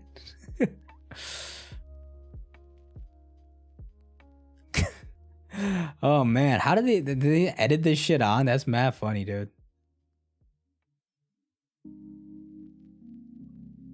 Oh, this is my guy Zage. Kaido just came back from the dome and decided to lie about the alliance. I've lost in this war, my men, my castle, everything I've built here. But I suppose this is true for you, huh? Yeah, now the alliance has been pretty chilling. The stakes in this battle is definitely not as high. And that's one of the things I fully agree with the raid failing argument, in that like this it just doesn't feel like it's getting to that final point, which is why like if it does end up happening, I would not be mad at it. It's just at this point I don't think it's gonna happen. I've just kind of accepted it, and I'm just gonna enjoy it as it is. But like the Alliance have been kind of breezing through this a little bit. Nobody's died as far as we know. All right, Ashura Doji, until we see the body, I'm not gonna believe it. For all I know, he could come back next chapter and kill Orochi. All right. When discussing flaws of other shonen manga, when discussing... This is every single fan base, though. All right, like... This is obviously, the One Piece subreddit is gonna fucking defend One Piece. This is like, just kind of silly. I mean, it's kind of a meme, but, like... You're not... What do you expect from the One Piece subreddit? The subreddit dedicated to loving the series. They're gonna fucking defend it. Sometimes a little too much. But like, you're in the One Piece subreddit, what are you gonna go there and criticize it? And they're gonna be like, yeah, fuck One Piece. Like, nah, that's not gonna happen, you know? Bit of an echo chamber, for sure, but like, it's still the One Piece subreddit. It's not like Twitter, where like everybody's kind of openly communicating, you know? Oda's paneling and fight, yeah, no. Oda's paneling and fights has definitely gotten messier. And it was incredibly eye-opening when I went back and I did the video for ranking Zoro's fight with King against some of his earlier fights. And if you read Zoro over the Alabasta fights were the best in terms of just art, and even in these lobby fights, the pre-time skip stuff, it became more like crunched together, but it was still so much space. You could see the damage really being dealt through like the damage Frankie was punching and like Zoro cutting people up. You could just see the flow, the action so much better. These days, it feels like we get so many little boxes where you could barely see the damage being done. And then it just all builds up into this one grand panel that Oda draws, which is usually fire. But the progression of the fight is definitely not as clean. Definitely not as clean. What is this? The chosen fruit. Okay, the fate stuff we have to wait. The fate stuff I still think we have to wait. If it turns out that he is just the chosen one all along, I will have some issues with it. But the fate stuff I've talked numerous times. We have to wait. I don't think Shanks gave that to him for a reason. I still think Luffy became Joy Boy. But we'll wait. We'll wait to see how Oda handles it. I'm giving him benefit of the doubt there. When One Piece enters a new arc and Oda starts introducing 20 characters per chapter instead of focusing on the existing, that is a bit annoying. You know, Wano has been susceptible, can't speak, but, you know, prone to that as well. And for me, I'm definitely a little more biased here because the Straw Hats are the main reason I love the series. And they're like my favorite characters. So I do wish it was more focused on the Straw Hats. Damn, bro, you got the whole squad. Law and Kid doing it, I feel like it was like, all right, I guess he's just having fun, you know? Like, I'm not gonna bag on him for just having fun, but like, you know, at a certain point, like, I even this, I didn't quite mind. But like, when he did it for like 4 or 5 chapters and we were jumping rope and shit, it's like, when does this actually get serious? You know, like, when is this Luffy versus Kaido, the climax? If this is it, like, we gotta at least like shift the tone eventually, right? And that's why I really like that final fist that we saw in the last chapter. That was a fist. That was no Looney Tunes type shit, you know? Need more of the Kid Law. Hey, agree to disagree, you know? If you love this shit, that's the thing, right? People love One Piece for different reasons. Like, I still love One Piece even though I didn't completely love some of the Looney Tunes stuff, and that's okay. I know some people are gonna love the Looney Tunes stuff and not like power scaling as much. People like different things, and it doesn't mean you hate One Piece. And that's something we should be able to accept. No God. Why is it you looking like Super Mario out here, bro? Kaido has been just tanking. He is built different. Okay, we got some love for One Piece out here, though. This was a beautiful, beautiful... They got me. Okay, what? You can't be doing Luffy like that, bro. That's dirty, man. They did Luffy dirty there. Read the comments.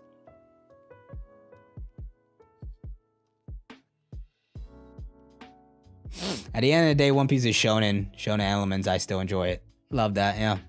The animation, though, is fire. It's fire-ass episode. Now the zigzag with the Kaido here, like this where and the jump ropes and stuff, this is where I felt like it was getting too much. But once they're connecting this to foreshadow, yeah, no, this is what they're talking about. When it's like chapter 202 to 1045, zigzags, to foreshadowing 800 chapters in the future. Like, come on, dude. Come on, man. 7,000, like, come on, man. Really? Like, we're gonna take this man pulled this shit from like this all the way over here to, come on, man. Like that's where it's gonna be like, all right, bro, really?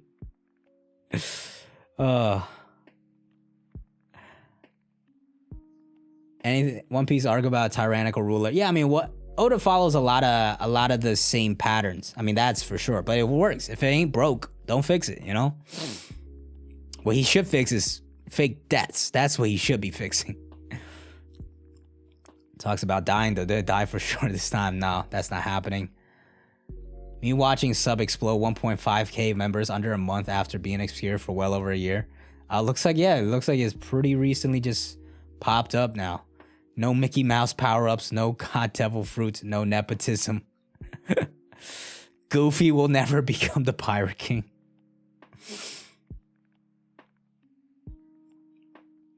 I'm not gonna lie to myself and pretend I like where this is going. The impeccable contrast One Piece had between tackling serious subjects and tones while still remaining lighthearted, and the goofy is basically thrown out the window. Obviously, the fight isn't over and can change, but I'm seeing the death of one of the few magical aspects of One Piece that made One Piece special to me. I know people will try to be pretentious dickbags and tell me I've been reading the wrong series. No, that's just not true, man. When people try to do that and be like, oh, you're reading the wrong series, like the Looney Tunes shit is literally fucking the first time Oda has ever done that shit in the story. And there's always been a balance of serious and comedy. I think it's a good a real criticism that Wano in this climax has not had the stakes that it needs to have for such a grand scale war. People like this is just, man, have a crew. All right, it's a fun, I think it's a fun subreddit. Obviously some real criticisms, obviously some stuff is jokes. But yeah, we'll see. I'm interested to see how this arc finishes out and how it closes. I've always said I'm not gonna judge the arc until it's over. Some things I'm worried about as like how it actually concludes here and stuff like that, but there's been so many great peaks in Wano as well, with Gear 5th and Ashura and stuff like that. You know, there's been some great character development with Sanji and stuff like that, so we really have to wait for the arc to finish to fully judge it, I think. One Piece spoilers are out. Yes, do not post them here. You will get banned. Thank you. Appreciate the warning though.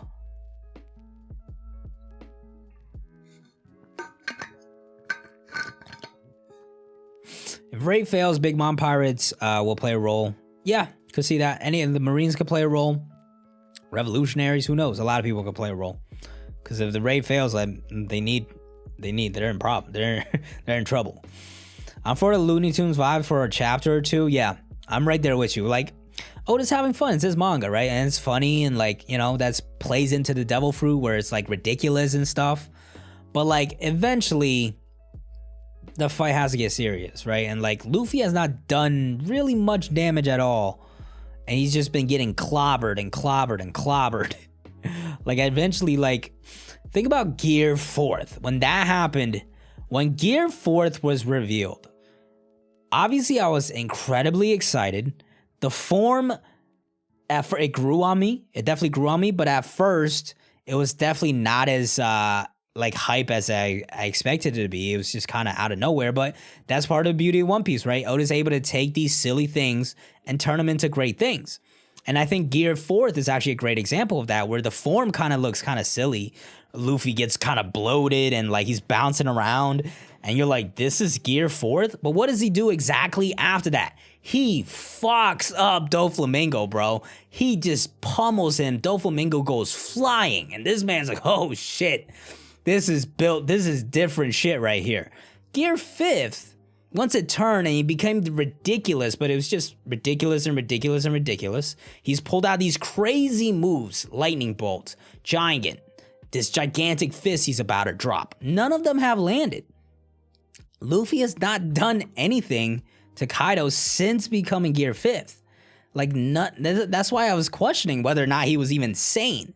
Like, he was looking like a crackhead. Like, I thought he was losing his mind and he had no composure, you know? So, like, that's why in the back of my head, I'm like, is this raid actually going to fail? Because although everything's going the right way and Luffy's awake and everything, he hasn't really done anything. And the tone, it just doesn't feel the same. And if Luffy just wins like this and just pummels Kaido, let's say next chapter, he pummels Kaido that giant-ass fist, and Onigashima moves out the way. I don't think that's going to happen, but let's say that happens, right? It would just be like, cool. Okay, Luffy won. He's top tier now. He's top 5, whatever. But, like, that's it? You know what I'm saying? So, like, I don't think that's what's going to happen next chapter, but I think it's heading towards that direction. I still think there's a chance where you can introduce more things, like, build up the fight a little more. But I also, you know, if the raid ends up failing, it might be even more exciting because it would feel more dangerous. up until now, I've just not felt the stakes of this war. And that's been true, especially with Kaido not being able to kill Kinemon after clubbing him with a Conqueror's Haki in the head. And now Luffy's taken like 25 of those at this point. So although Kaido's been a beast, he's by the day, it's just like more and more as the alliance is not really sustaining any damage, it just kind of degrades the villain. That's been the number one thing I've always criticized the fake deaths for. It takes away from the villain, right? Like it takes away from the villain's accomplishments. It just doesn't make him more fearful. And you know, the fake out deaths is just like you have to go through these loops to try to make it make sense. You just don't gotta do that.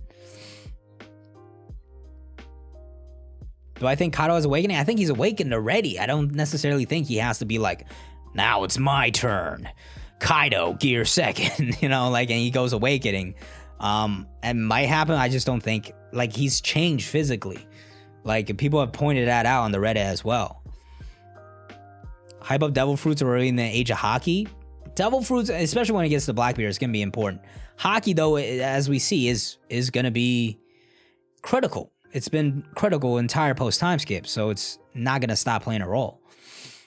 You need the best of both. Luffy Gear 5 seemed forced to laugh because of the fruit. That's what I thought at first, but then he did get serious. So then I was like, okay, so you are fine, but you're just fucking completely losing composure for some reason. So I don't know. I just don't know. It's just like, he just doesn't feel like himself. At the same time, Oda just might be doing that without realizing it. And in that case, I would have to criticize it. It was like, why is Luffy losing his goddamn mind right now? You know? 1047 made me question being successful. Yeah, because this fist is not gonna land. I don't think this fist is gonna land. Because this is the third time now. We've seen it twice. Fool me once, shame on you. Fool me twice, shame on me. Like, you're not fooling me a third time. The lightning bolt did not land. The giant form did not land. This fist is definitely not going to land. Momonosuke, I'm not trusting him to just, rip Onigashima out of the way? That's not going to happen. I don't think that's going to be the final blow. I think this is just showing us what Luffy is capable of. And the fight's got to kind of build back up and be in that serious mood. Because it just hasn't been. Kaido talking about Haki over everything to Big Mom for Mythical Zone. Talk over everything when he big. For real. He is a Mythical Zone in his bag and he's talking about Haki. To be fair, his Haki is elite though. Fist is going to land, but it's not going to beat Kaido here. Is it though? I mean, that fist is like the size of an island. And he's literally said, Momonosuke, you got to move the island out of the way. Right? Like, I don't know what his plan is here, to be honest.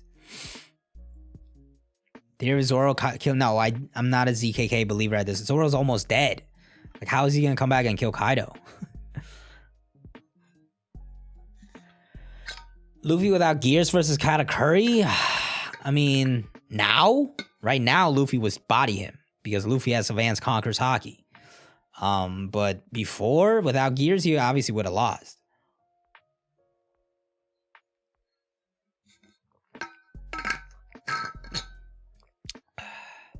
I'm gonna wrap things up in about 5-10 minutes or so.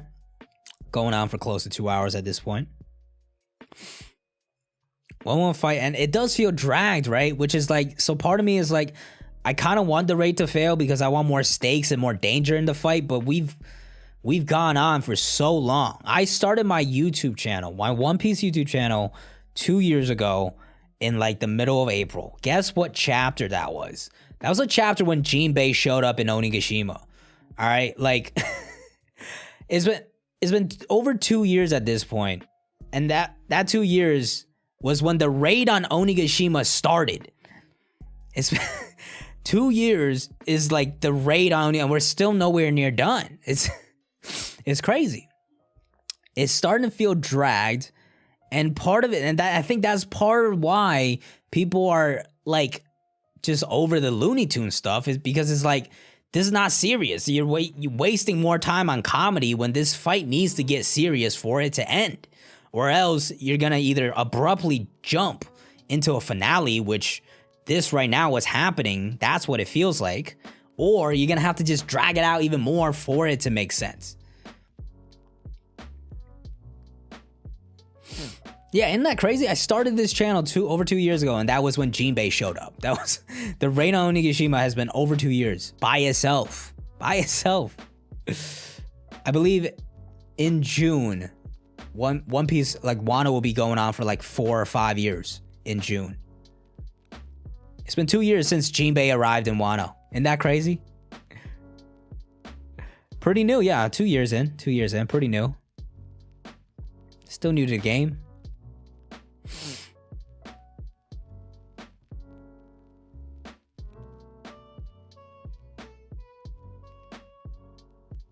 Very little stakes. Yeah, it just doesn't feel the stakes are there. And you know what? If it ends like this, I'll still remember Wano for having some great peaks and you know, some really hype moments, but I'm just not gonna see it in the same light as a Marineford or Enies Lobby or even Alabasta for that matter, where it really felt like you had those stakes.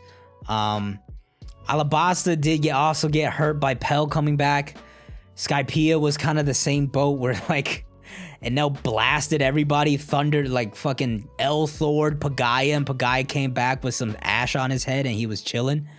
But that's why Enies Lobby and Marineford are peak, right? Sabaody as well, because the stakes, the consequences, they were there.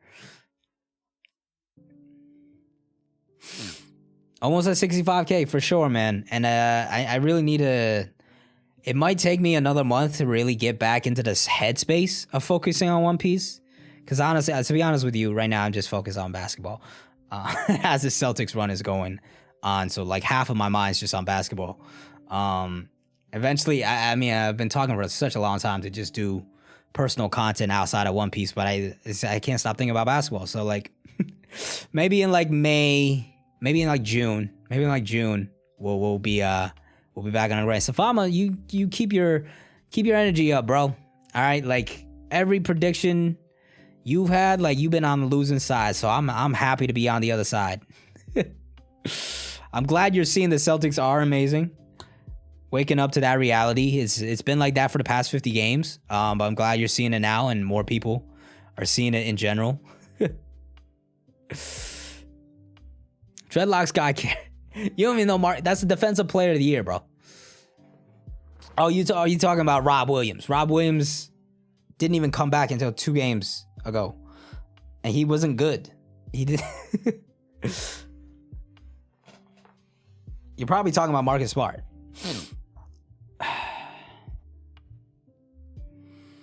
Imagine Luffy dies. That'd be wild. Oh, it's just like, oh yeah, you fucking think I fake out Des? Here's Luffy. I'm gonna fucking kill the main character. You happy now?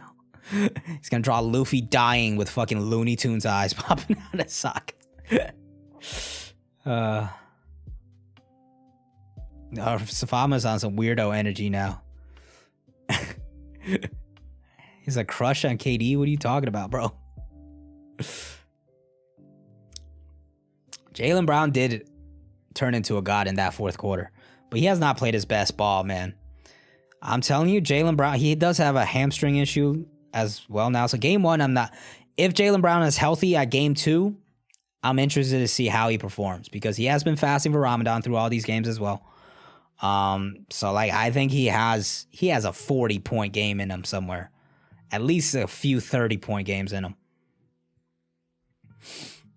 Is Embiid injured? Unfortunately, man. These injuries do suck. Like, I really do wish Middleton was healthy for Bucks fans, because I personally know like how much it sucks for people to be out in the playoffs. Jaylen Brown was hurt the year before. 2 years ago, Gordon Hayward was out.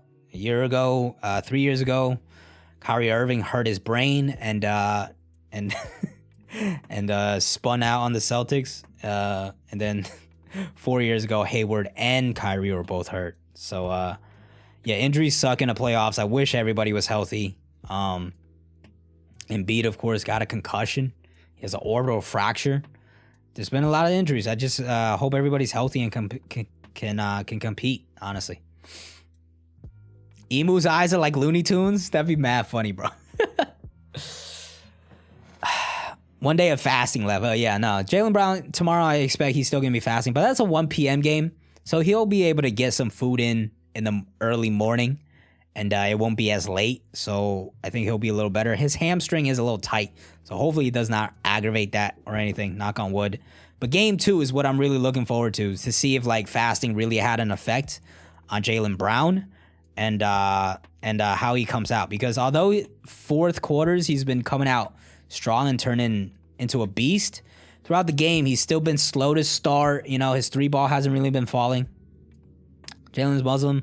I'm not sure the exact details, but I don't know if he's converted or anything like that, but he does celebrate Ramadan and stuff like that.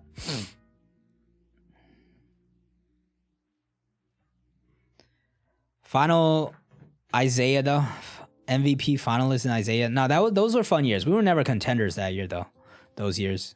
Yeah, and Isaiah also got injured that year. Like every Eastern Conference run we've had, we've been injured. Somebody's important has been injured. Realistically though, I don't think any of those years we would have won the finals. Which is why this year is the best I felt as a contender with our roster. And which is why I'm just hoping we stay healthy. And then if we lose because we're not ready for prime time, it's going to be upsetting, but at least we could see this team battle tested to their full potential, you know?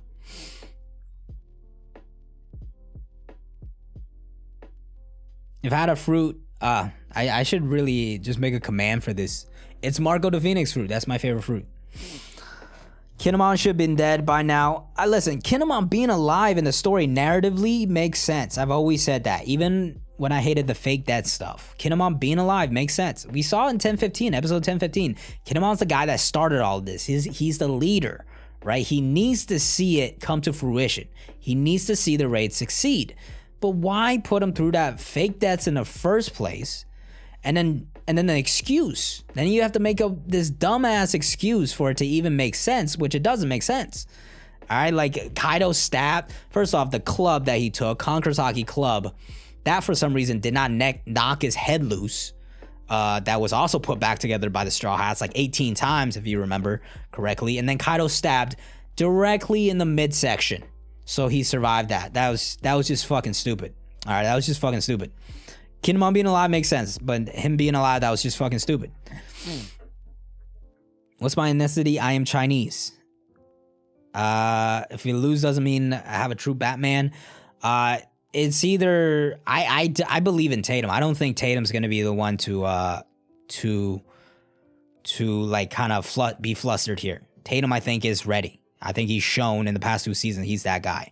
If we lose, it's gonna be Giannis being a historic player and having a historic run, or it's gonna be Jaylen Brown and the role players proving that they are wasn't a good enough Robin and playoff roster. I think they have the talent for it. But, you know, they are young. Outside of Al Horford, Grant Williams, 24, Grant Williams, 22, Rob Williams, 24, Peyton Pritchard, 23, Jaylen Brown, Jason Tatum, 25, 24. Marcus Smart is only 28. Like, the entire roster is very young.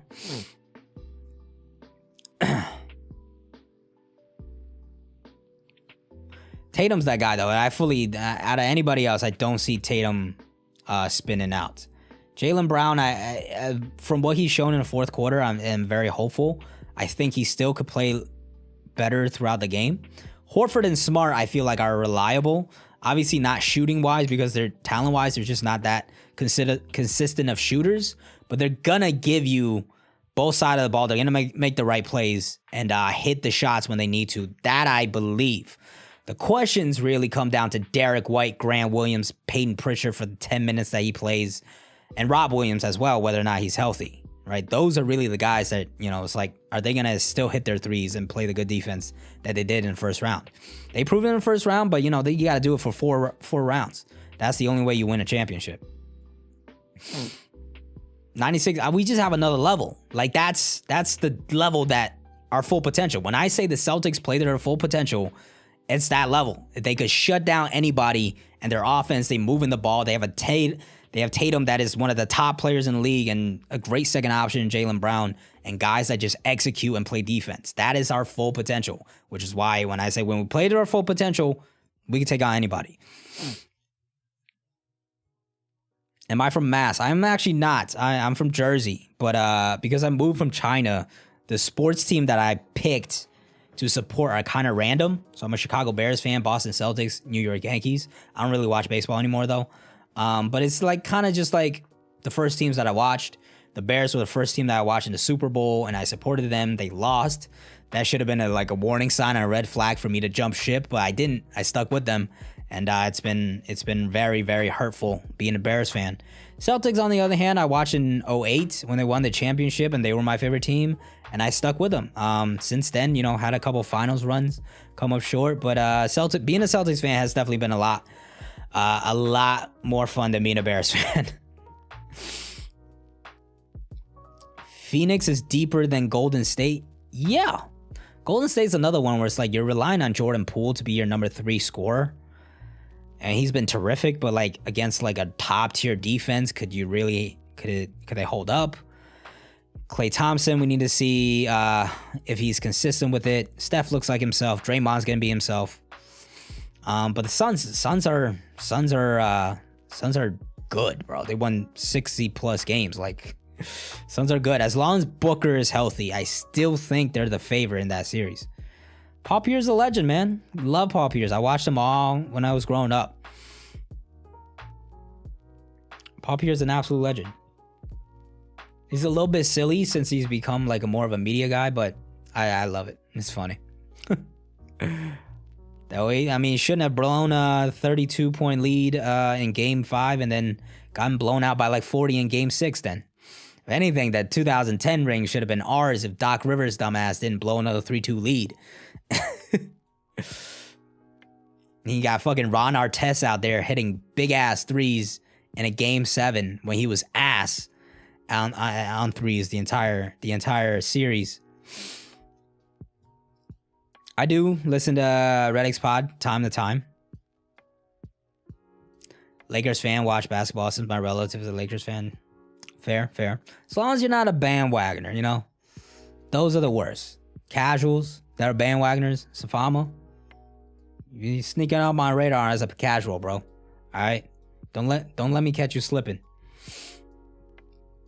Who's the best player you've seen play?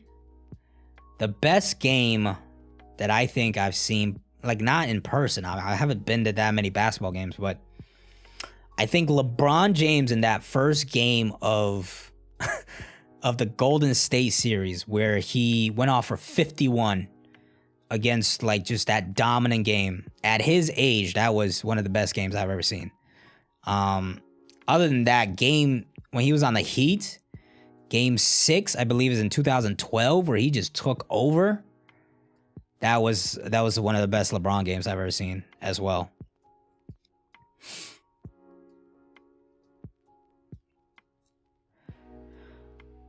Kevin McHale gave y'all KG for free. Hey, listen, I'm not gonna say anything. Danny Ainge fleeced him. We're just gonna take that. Ainge fleeced the fuck out of so many people, man. Markelle Fultz for Jason Tatum and a first round pick. Like, we didn't make use of that first round pick, but that was an absolute murder. And then old ass KG and Paul Pierce for like the picks that turned into Jaylen Brown and Jason Tatum. Like, and one more, it would have been Colin Sexton, but we traded that for Kyrie. Like, Ainge had some fucking deals back in the day, man. You haven't had one back take so far, bro. What the fuck are you talking about? All your predictions have been wrong. You're like 1 for 12.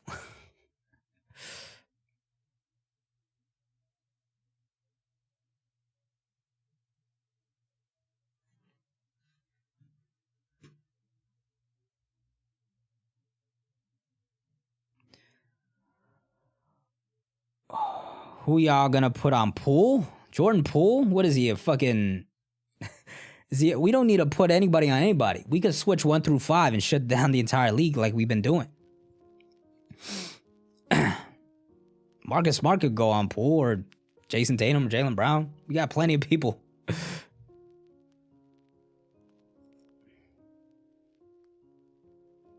You not 70% from the field, bro. You said Nets mid-diff. Said Nets mid-diff. He said Kyrie has God on his side and he's going to come out on top. He went He averaged 15 points per game in the last 3 games. Poole graded and no. You've lost all credibility now. The only games I got wrong was the Celtics Nets game, maybe Memphis T-Wolves game. Did you have T-Wolves coming out on top? To be fair, they were the better team. I honestly thought Memphis was going to handle them a lot easier. But they're just both teams are just super young. Yeah, I know you was probably trolling there. Nah, T-Wolves had the lead fucking like 5 out of the 6 games into the 4th. It was crazy. Who's got more deep? Like, deep doesn't matter. All you really need is a 7 or 8 man rotation in the playoffs. It's all about how the top 5, how that top 7 performs, really. And I think Phoenix has proven to be better when they're healthy. I just need to see is Booker healthy. Next round is going to be telling. I think people are very high on the Golden State stock right now because of how they dominated Nikola Jokic and a bunch of 5th graders. But Jokic still came out on top with a win. I think when Denver switched, it was able to limit Golden State a little bit. We'll see how they do against the inexperienced Memphis team. I think they should come out on top, but you'll be able to see a little bit more of their flaws in that series when Memphis actually has it going.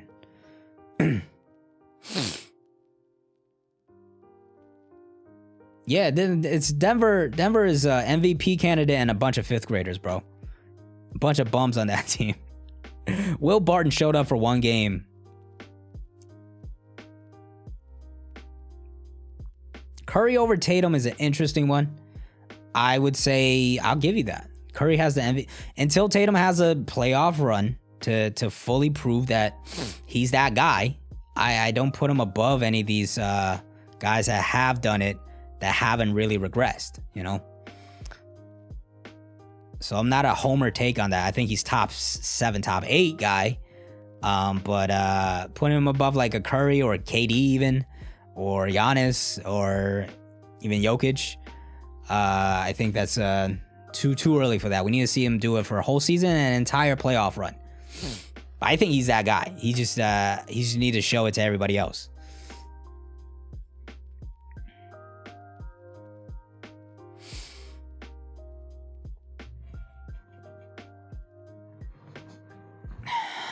KD less than Tatum in that series.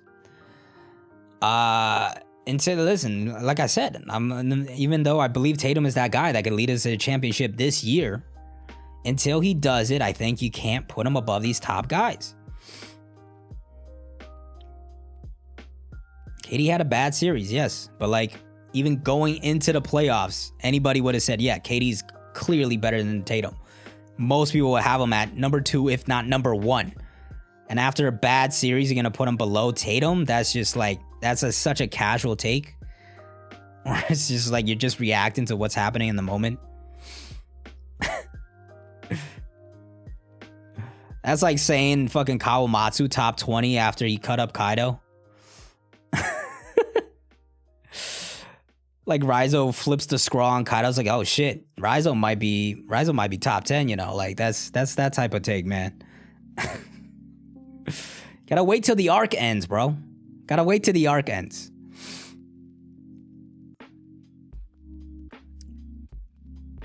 Tatum's defense has been great, but we always knew he was a great defender. But he's taken it to another level this season, and even more so in the playoffs.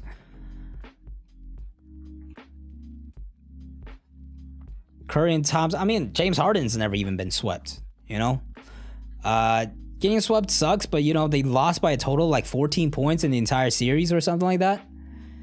And like I said, I think the biggest person to blame is Kyrie Irving. The guy mailed it in after game 1. The guy averaged 15 points per game after game 1. He mailed it in, and like he couldn't win with them cats. Nah, it was really the role players for the Nets played very well as well. KD definitely underperformed. But I'm not gonna say he's worse than Tatum already. That's just reactionary. That being said, though, we're over the 2-hour mark. I think I'm gonna wrap things up soon. Kyrie over who? Kyrie after that series? No, you're out of your fucking mind. Kyrie's Kyrie's not even a top 5 point guard right now, let alone you getting him into the top 10 conversations. People just get mesmerized by Kyrie's dribbles and his shooting, man. When you actually watch him play for over a long series, or even over the course of a season, when he actually does end up playing an actual full season, he's not that guy.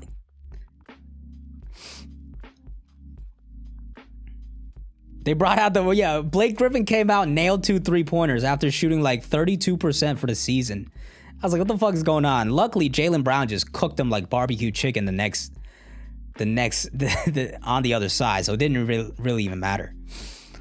Kyrie is a hypnotist, bro. He's just got the most aesthetic game from the way he shoots, from the way he dribbles. And not to take away from his great finals, a couple of finals runs and that big shot that he hit. But if you're talking about a guy that you either want to lead a team or even be your Robin, there's like 6-7 other guys that would take over him.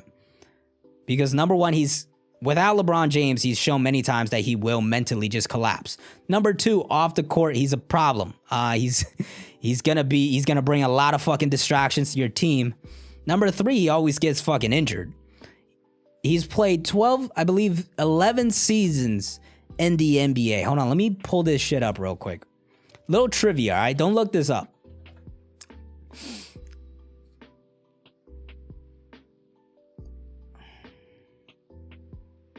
Yeah, 11 seasons in the NBA, all right?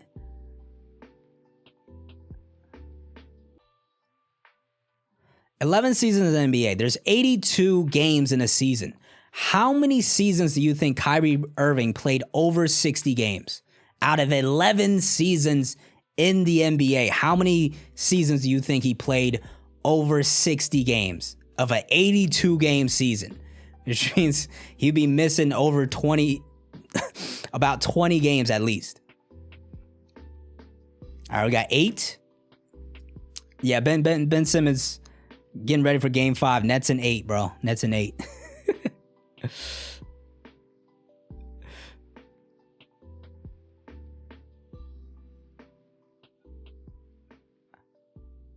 Nobody else answered. Nobody else answering. All right.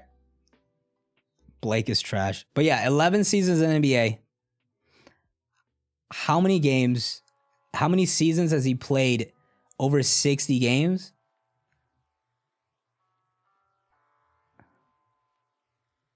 4. He's played 4 seasons. 4 seasons over 60. 4 seasons over 60 games in 11 years. All right, here's the amount of games they have. 51, 59, 71, 75, 53, 72, 60, 67, 20, 54, 29. Oh, God. Like, that's your guy? Nah, like, availability alone, you're taking a bunch of other people. Yeah, that was this year. That was this year. He played 29 games because he didn't get the vaccine. But the year before, he played 54 because he got hurt. The year before, he played 20 because guess what? He got hurt. The year before, he played 67. Again, like 67 out of 82. Better by his standards. But year before, 60 games. Guess what? He got hurt. He played 3 seasons over 70 games. 3 seasons over 70 games.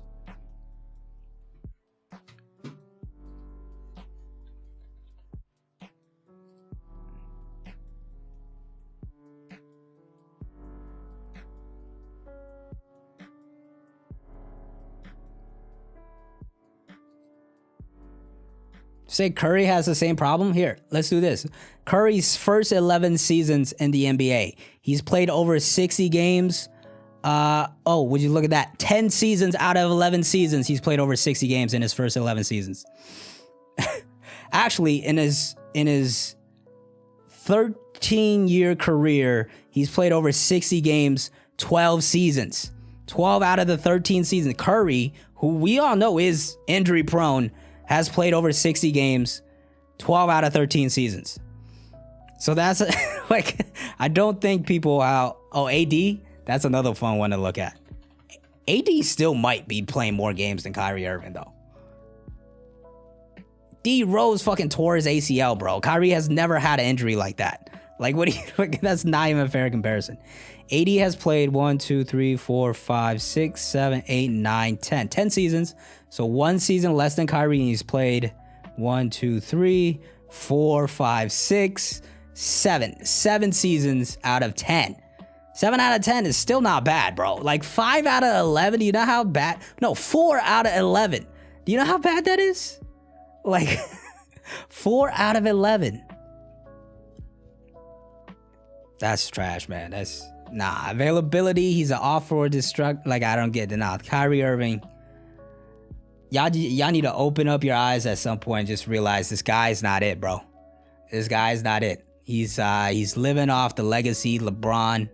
He's building off that legacy of one shot that he hit and 2 good final runs when prime LeBron James was leading the team and held it down.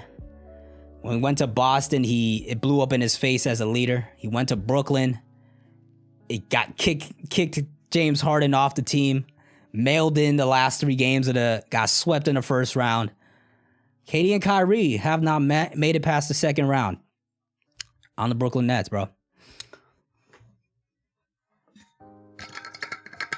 Prime Kyrie is a grade A hypnotist, bro. Even Kyrie at his best, as good as he is, you're going to get him for like 12 games. Disrespectful to what he did in Cleveland. What? He had one good finals run. The other one, guess what guess what happened in his first finals run when LeBron went to the finals and Golden State beat him? Kyrie got injured. The second one, they came back down from 3-1. Props to him. All the props in the world for hitting that shot, showing up for a great finals run. Even the next one, he was not bad. What happened after that? He kicked himself out of Cleveland, a championship contending team, bro.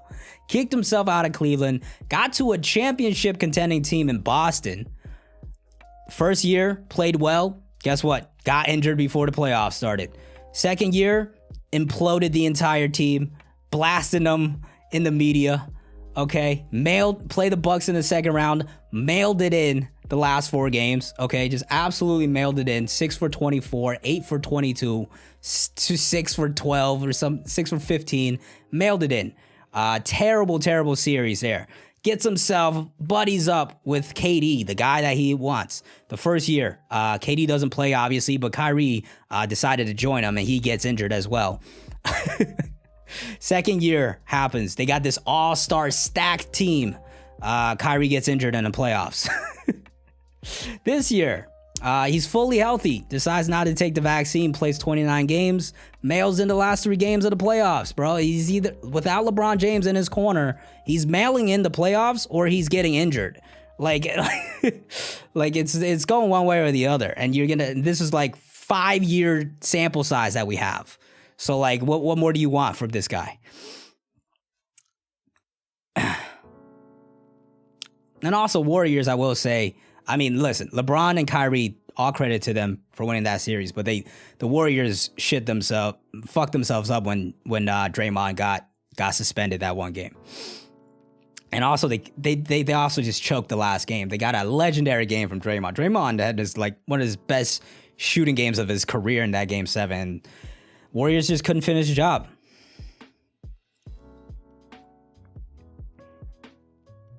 Oh yeah, come on. Forget KD. Like, even if Klay was healthy, you would have had a good chance at beating the Raptors that year. But Kawhi was on another tear that year, man. You got to give credit to Kawhi.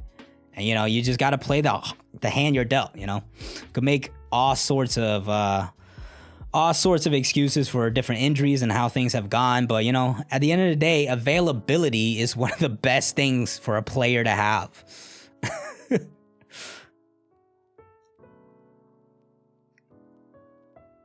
Nets are like the Clippers. They both win the chips ever. For at least credit to the Clippers, they made a Western Conference Finals run last year with Kawhi getting injured, so you got to give them credit for that, at least, When if that team ever gets healthy, they could be dangerous for sure. after they just got Powell and Covington and stuff.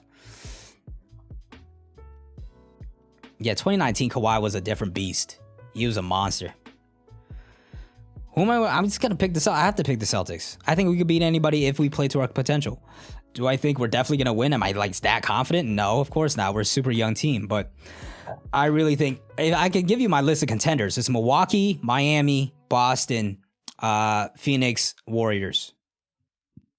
Mavs are sneaky. Mavs are sneakily in there because never gonna count out Luka Doncic. But Mavs are down here.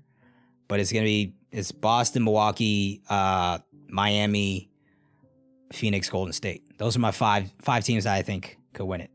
Well, there's finally some parity in the NBA now. It's not just like oh, okay, Warriors, Cavs, here we go again. All right, it's not that. It's just not that anymore, which is great for the league, man. All these series, literally in the next round, it's going to be 4 tremendous series. Jasper, not yet sleeping. I'm ending the stream soon, so you could probably go to sleep soon. Yeah, Toronto, Kyle Lowry overcame his playoffs hurdles. Siakam had a terrific run in that series as well. And it was just the right chips fell for the Raptors that year. And Kawhi delivered. He proved that he was that guy. He got some help from the injuries, of course, but you can't discredit the guy for winning the chip when the situation was suited for him. He still finished the job. You know, you can say last year, oh, okay, Kyrie didn't get injured. Giannis maybe doesn't make it past the second round, but he just played the hand he was dealt and just dominated and won the chip. Do videos about the NBA. I don't watch enough basketball overall to just do NBA. Plus, it's like to balance things. I don't really want to start a second channel only based on NBA. My goal is to start a variety channel and maybe I can work NBA in there somehow. When I stream next Thursday, whenever the chapter drops, around that time. If it drops on Friday, I'll stream, or like very late on Thursday, I'll probably stream Friday morning. Says a lot when Kyrie made it to the playoffs, LeBron didn't. Well, yeah, Russell Westbrook, Malik Monk, and fucking like 40 games of Anthony Davis. Yeah, Westbrook, that's completely washed. You're putting Malik Monk in there, like, you know something's wrong, bro. Also, like, he was injured himself. Safama, bro. You would just, like, you would get all the views for people just collectively clowning on you. Like, you would get an audience that just clowns on you. You would get hundreds of thousands of views of people gather and be like, wow, can you believe there's a take this bad? This, like, I just can't look away because it's such a bad take. Westbrook was not, yeah, no. The whole team just didn't gel, man. I don't know how they're going to get rid of that contract and how to make it work, but we'll see. That being said, though, over 2 hours, close to 2.5 hours, because we got just talking basketball. But yeah, Celtics game tomorrow. I'm excited. A One Piece chapter next week. But yeah, gonna head out for now. As always, thank you guys for a fun stream. Take care, everybody. Jasper, get some sleep. Safama, watch a little more basketball before you come in with them bad takes. But yeah, everybody, take care, man. As always, thank you for a fun stream. I would be your first subscriber. You're right about that, because I can't look away from those takes. All right, take care, everybody. Take it easy.